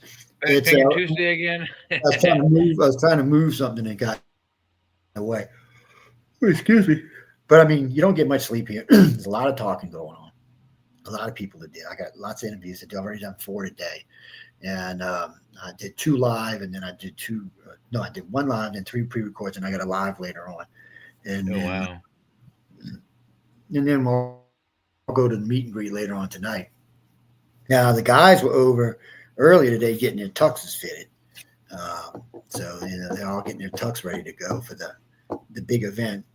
Somebody says, "Well, you never go to the tux?" I said, "Because I own one." I said, "I also own a dress suit. And I usually bring my suit. I don't like the tux unless I have to wear it. And I'm not on the stage, so I don't have to wear a tux. And, I got a formal black suit, so I like to wear it. And I can cheat. Like last year, I had a cumber belt and a ruffly shirt on underneath my suit. Oh, really? Yeah. But like a year before last, I was wearing a black suit with a black shirt and a black tie. It was I was looking like I remember that one. Mafia guy. I think that's the one I called Jen on not having a pocket watch. And so today we were talking. One of the first keynote speakers I got to meet was the general who was in charge of Space Command. He had just retired. Actually, he wasn't in charge of it. He's the one who developed it, and he was most interesting to talk to. It was funny. Is he there now or no? We got to talk. I don't know if he's this year. I haven't asked. But we were talking about him earlier. John was telling somebody else about him. And I remember John introduced me to him, and I talked to him. And John says, he's in the Navy and blah, blah, blah. I said, yeah. I said, I did a couple of things as SP, Special Forces. I said, Advanced Avionics, Electronics, a couple of other things. And he said, which is security clearance was? I said, Class 10. He just looked at me. And he had to go because, he's getting ready to get up on stage and do his business. So I just figured, man's busy. He don't know me from Bean. So later that evening, the gala's over. So after the gala, there's a big signing event in the hallways around the place. So what happens is for the gala, we show up at the Tagley Center, and early in the day, because there's a lot of press there, and all these people got to get their pictures taken, all decked out, and there's gonna be a 14-foot drag, and I got to get pictures and all kind of stuff. And so that all goes on as hors d'oeuvres being served, and then I think at 7 we go into the event, and it ends around 9:30. And after that, everybody goes out and has cocktails, and the winners are all inside with the books getting signed and selling books and getting them signed and autographed. And then the judges come around and want them to sign books for them. You never know who in this bunch is going to end up famous. So I get all my books, and then at the event, I get all the family to sign my books. So they're very unique. But so you get all of that. But anyway, while all that was going on, I was outside sitting in the garden, eating snacks and talking to someone. And your boy walks up and says, "I want to talk to you. Do you mind? Can we go sit somewhere and talk?" I said, "Sure." And we got to talking, and he was like, he said, who the hell are you? He said, "That's an outrageous security clearance. Where did you get that from?" I said, "Well, I was involved in a few things in the Navy that required." I said, "I worked in the reactor room on the Nimitz." I said, I was in Bridge. I said, that gave me a pretty decent piece of data. It's not a class 10 dojo. I said, "I know." He said, "So what were you actually?" I said, "Well, what kind of special forces were you in?" I said, "Well, I was in special forces." He said, "Oh, okay." He said, "I understand." And because some things, even today, I'm not allowed to talk. There's things on the Nimitz, even on airplanes, way back 40-something years ago, that I still can't talk about today. Even though they decommissioned the Nimitz, you can't say nothing? They ain't been decommissioned The technology may still be, But no, I got in trouble for that 3 years ago. So 3 years ago, 4 years ago, they said they would decommission. It was on its way to be decommissioned. Right. And so I was on Stephen Bassett's show talking about its actual physical speed versus what it says it's 35 knots. It goes way faster than that. And I got sanctioned. I got a letter from the Fed. I said, "No, I said I thought it was decommissioned." And then they sent me a letter because I talked about an event that had happened to extend my thing with them, like my security agreement, because it said if you don't, we're going to pull your clearance. I said, "Well, what certainly when you pull my clearance, it's not a big deal because what do I use it for? I mean, it's nice to brag about it, but it's not like I'm using it. But it does open doors for me, and it does allow me to talk to people like a friend of mine at Boeing, so we can have conversations about serious stuff and not get in trouble because of my clearance. As long as I don't go talk to somebody afterwards, nobody gets in trouble." Do you miss it, Joe? Do you miss it? Sometimes. But other things filled in its spot. Gene, I had a weird Navy. I joined. I was going in as an enlisted man. I got 3 stripes while I was in boot camp, and I came out of boot camp, got to tech school, got a rent-a-crow. But then my commander had put this thing in because I got my marksman's, my snipers, and my sharpshooter's badge, and I got my leadership badge. So when they did that and sent it in, they gave me a commendation for some other stuff. Somebody from SPSP came in. I call it that's good. Special Forces.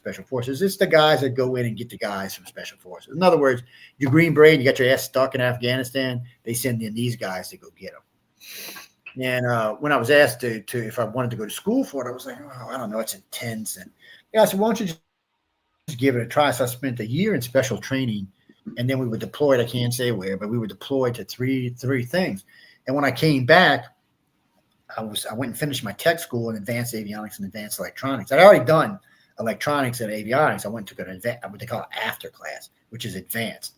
It's like getting an equivalent to a bachelor's, which I got after I got out. But anyway, I got all of that. So they sent me to the Nimitz. And when I got there, the guy said, "Well, what are you here for?" He said, "I see all this stuff you've got." I said, "I really want to be a shooter." He was a shooter. That's the guy who launches a jet. And he's like, "Really?" He said, "Do you think you can handle it?" I said, "I would love to try." He said, "Well, you seem pretty qualified." So they let me run the deck. And I had a freaking blast launching jets. And the only reason all this other stuff happened to me is because one afternoon, they were getting ready to launch an A6 Intruder, and one of the sidewinders, I don't think it was a sidewinder, but anyway, the missile was giving off an alarm in the plane that something was wrong. So I walked over there and I popped the side panel. The guy's like, "What are you doing? You're not ordering." I said, "Just out of the way." I said, "Do you know electronics?" "Well, no." I said, "I don't care if your orders not, get out the way." Walked over there, popped the panel, and one of the caps had just pulled back on the plug. pushed it down, put the clip on it, and you know what? I had a guy go get a tie, just be extra safe, and put a strip tie on it, clipped it, put it back on, and sent it on its way. Less than 5 minutes. Well, the number one on the ship, the commanding, number two basically, but you call him number one. He was the commander in charge of the ship when the captain wasn't flying the damn thing, you know. So he comes down. The next day, he said, "You really fixed that missile in 5 minutes." He said, "Joe, they would have pulled that missile off, brought it downstairs, and kept it for a day before I got it back." I said, "Well, I can't help. It's fixed." And that's when he asked me to come look at something in the tower. Mm-hmm. So the Nimitz has really advanced radar systems. I can't really get into that. Very advanced. Some of it's still top secret. So anyway, the guy told me every now and then they have one of the color like a passive that goes underneath the radar for finding stuff. And he said it acts funny, and it's crucial to the ship for incoming missiles and shit. So he's like, and you know, sometimes we'll be in season, it'll just start going on and off in the radar. I was talking to the radar guy. He said, "Joe, I'll be watching, and just bloop, it goes off, and it'll stay off. And all of a sudden, bloop, it comes back on." Well, that sounds like an open or a short to me. Basic electronics 101. So I said, "You know what? Let me find the wires from your radar box all the way back and see if I can trace it back." So I found the two colored wires, turned off the whole radar system because you can't pull the panel when the radar system's on because it will barbecue your ass. Pulled off the reflector, got everything apart, and I found the two wires. I started running my hand down, and I wasn't maybe this far in, and I felt a nick. Just a little nick. No bigger than about like that. Just enough metal exposed that when they would hit rough seas, it might whop up against the metal. So it would hit, and as long as it stayed against it, the radar system would stay off. But as soon as it bopped off, it would come back on. Yeah, whenever the captain's mouse would walk behind the wires, that's when it would change. Yeah. So I got in there, cut the wires, put the connections on, fixed it all up, and then I decided, I said, well, first let me show the commander, because I decided after I fixed it, I was going to rewire the whole damn thing, just to be on the safe side. And so the commander, he comes in, he said, "You didn't fix it." I said, "It's fixed it." I said, "It's already all back together. It's working fine." I'm over there beating on the side of the thing, kicking it and shit. He's like, "Dude," I said, "We got any rough seas? Let's go put the ship in rough seas so you can see for yourself." So he looked at me, he goes, "There's no way you could fix it." He said, "Do you know how many people have looked at this?" He said, "I've had electronics off of three different submarines come up here and looked at this. This freaking ship has been in port and they couldn't find this." He said, "Every electronic tech on this ship they're dealing with idiots then. Years has been looking." So I'm like, and I just looked at him and I shook my head. I said, "You're fucking kidding me, right?" He says, "Why are you being so smart?" So shut the system down, shut everything down, popped off the panel. I said, "Okay, you see them two wires right there?" I said, "Run your fingers along there." Poop, he felt this thing. I said, "You feel like clip on it?" He said, "Yeah." I said, "I just reconnected the wires." I said, "There was a little nick." I said, "It probably happened during installation. Somebody was pulling a wire and it caught and they just jerked it and then the wire came loose, but it made a gap in the wire." He said, "You're fucking kidding me, right?" He said, "You're not telling me that a little 5-millimeter gap was shutting down the radar system on his ship." And I said, "Well, if you don't want me to tell you, I won't, but that's what it was." He come on fucking glued. So I said, he said that, and then tells me, "Thank you very much. I appreciate it. Go back to duty." So I went back to duty. I'll bet the shipyard heard hell about that one. Then. Well, yeah. So a week goes by. I hear this come over the PA system. Mr. Montaldo, they call me by rank. Actually, I was what they call Rent-A-Crow Petty Officer, E4. Anyway, they call me. Now, look, when you're enlisted, you don't get called in the captain's office. If you're getting called in the captain's office, you're enlisted, you're fucking going to jail. You're in trouble. Yeah, you're in big trouble. So I'm crapping myself going, what the hell did I do? I'm thinking of everything I could have done that might have caused a problem. So I walk in, and he looks at me. He says, "Sit down, Mr. Montaldo." He said, "I'm not even calling you by rank because I got to talk to you about some stuff." He said, "Are you honestly telling me in less than 5 minutes you fixed a fucking missile on my ship and a radar that's been fucking around for 10 years? I said, "First off, sir," I said, "I don't understand why they just didn't pull all the wild harnesses and change the fuckers in the beginning." I said, "This is a crucial piece of equipment for this ship." I said, "If you would have been in combat when this went on, you'd fucking be dead today. Because it would have glitched off when a missile was coming in. Guess what? It would have been."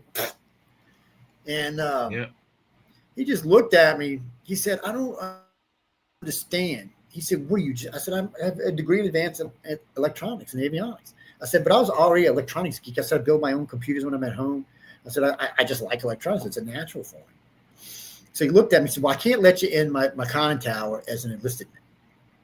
So he looks up, he said, I'm going to give you a field promotion of lieutenant, JG, a junior grade lieutenant. And he said, in 3 months, I'm going to make you a full lieutenant. Sure enough, 3 months later, he gave me full lieutenant. I'm like, cool. 2 years passes, and I'm still got like 4 years left in it this time. He goes, I can't hold you back. He said, I'm going to promote you to lieutenant commander. And I was like, you're fucking kidding me, right? Guys, first off, my salary went up through the damn roof. So lieutenant commanders make good money, but it's better than that because he knows you get hazardous pay and C pay along with your regular pay. So I was raking in the bucks. And since I had to work in the reactor room, my hazardous pay went up to the roof. And so I got, how many pips are you away from captain? oh, you're like 3, I believe. No. Is it A 3? lieutenant commander. Yeah, you're up there. You're close to being a captain. They well, technically it is. Well, it would be. I guess it might be 1 actually. I think it's 1. Lieutenant commander and then captain. Commander, yeah, I think it is. I keep because every now and then I forget. Wait a Oh minute. no! It's lieutenant commander So and then commander, and then it's a lieutenant so commander, then it goes into commander, then it goes captain. into Yeah. captain. Okay, so anyway, right. So I wasn't. I didn't even know what to think about it. So this is the best part of this whole story. That 6 months passes, I get a letter from my commanding officer for Special Forces. And so I go give it to my captain, and the number 1 goes, Joe, you outrank him. Just fucking tell him no, which I did. He was a chief. I'm a lieutenant commander, so I way outranked his ass. I said, I'm not telling him anything. I said, if he wants me, I'm going. That's what I came here for. That's what I'm doing. I'm here to save lives. Dude, And the captain looked at me. Huh? My captain looked at me. Good. No, my captain says, he looks at me and goes, you're not fucking going anywhere. Get your ass back to work. He picks up the thing, calls command. Command forwards the call to the guy. He says, he's not coming back. Bitch to whoever you want. You're not getting him back. Now, you know, chiefs and master chiefs and all got really big pull. I don't think they don't. They do. They like a fucking captain in their own right. So he called somebody at command. So this, what do they call him? Commodore called him. And he says, I don't fucking care. If I got to call fleet command, he's not leaving. I said, do you realize what he's done for this? He's not going anywhere. And the only reason I even got out is he retired the year I left. If I wouldn't, because he said, if I stay, I want you to stay. I'll give you a big bonus. And they had offered me $50,000 to re-up. And he said, if he'd have stayed out there, he'd have got me $100,000 to re-up. And he said, I would have promoted you to, you'd have been a full commander. He said, you wouldn't have been number 1 on the ship because you don't know enough about the ship yet. But he said, you'd have been a full commander. And we had 3 commanders aboard the Nimitz, but only 1 was number 1. And let me tell you what, that son of a bitch knew that ship, every crack, every creek, everything. He used to tell me about stuff hidden behind, because we had 3 bowling lanes on the ship. And he used to tell me stuff that was hidden. Yeah. You know, there's two bowling lanes in one of the clubs inside the hotel. I was in there last night. Yeah. 2 different, two lanes period, or 2 different places that have bowling lanes in it? Because no, it's 2 lanes side by side. It's two lanes side by side. We so got when you 3 walk in minutes the left. right here. Oh yeah, man, I was hanging out with y'all. Why don't you not go get food? We got 3 People, minutes left come because Don't Whistle at Night. Don't Whistle at Night is on at 10:10. Yeah, 10:10. That's when they come on. But what the hell? There you go. Commissioned officer ranks from ensign to fleet admiral. So I guess. Oh, Jack, we're just actors. Don't pay no attention to us. But with the captain, it's got the colonel's birds there. So I guess that's the same equivalency in pay in other departments. You know, that's this. Well, here a captain is equivalent to a colonel. That used to be captain's bars, though, a long time ago. This is captain in the Army right here. Well, just remember, there's colonels in every branch but the Navy. But a captain of a ship is as high as colonel is in any other branch. Right. Yeah, it's equivalent. We just don't have that rank, I guess. And the Commodore is an admiral, basically. So. And this one right here, where it says lieutenant, those are captain's bars in any other service. Yeah, which is the same. This is major. This is major right here. This is major, and this is colonel, isn't it? No, this is colonel. This is lieutenant colonel. This is lieutenant colonel in the Army. The silver oak leaf. So cool. This military rank is just a neat thing sometimes to goof around with. Yeah, they called it the scrambled eggs on the cap. Jesse, Yes, nothing you heard here in the last hour is true. It was all. Oh no, it does. Mine doesn't have scrambled eggs. That's my USS Aubrey Fitch hat. Oh, I want $50. There's not even no more FFGs. They got rid of the frigates. Really? No, Yeah, there's some frigates out in the Gulf. I don't know which ones, but No, there's no frigate. They got rid of the frigates, and they just have destroyers now. Hey, Google, is the U.S. Navy ship USS Aubrey Fitch, is it still commissioned? Do I have to look that up? No, the USS Aubrey Fitch, which was a guided missile frigate, is no longer commissioned. Well, She there was you go. decommissioned on December 12, 1997, and was later sold for scrapping. Wow. I was on board that ship. That's how I got the hat. My brother was on the USS Astotion, FFG 15. The Astotion. This is 34, and it was the FF is a fast frigate guided missile. It's a guided missile boat. It was big. It was a big boat. I think. And everybody on the frigates, their job was to like jump in front of the aircraft carrier and get the bomb, dude. Pretty much, yeah. There was a lot of armor on it, and I think the crew was like 200, 300 people on board, something around that number. Hey guys, that just popped on YouTube. Don't Whistle at Night. Their show just started. Maybe I'll. All right, cool. We ought to kick it out then. Let them take the audience with them. All right, guys. Thank you for Joe. You don't know you're a lifesaver. You are a godsend. I am not worthy to be. I'm telling you, but everything you heard today was actors. We're all actors, professional actors. We get paid to be actors. Yes. Everything. Yeah. You don't believe me. Well, I'm sorry, guys. Close it out. So everybody, good night. Thank you. Don't forget, tomorrow night, some of the hosts on UPRN Talk Radio will be on my show into the night tomorrow. I have a 2-hour roundtable. Well, if y'all see CL tomorrow night, tell us to come see me. I want to introduce a bunch of people. Thank you. I want to introduce it to the other CL. Ah, that would be great. Yeah. Heidi met her earlier today. Her name's Sherry, but she met her earlier today. All right, guys. Good night, Kevin. everybody. Good night, Heidi. Good night. And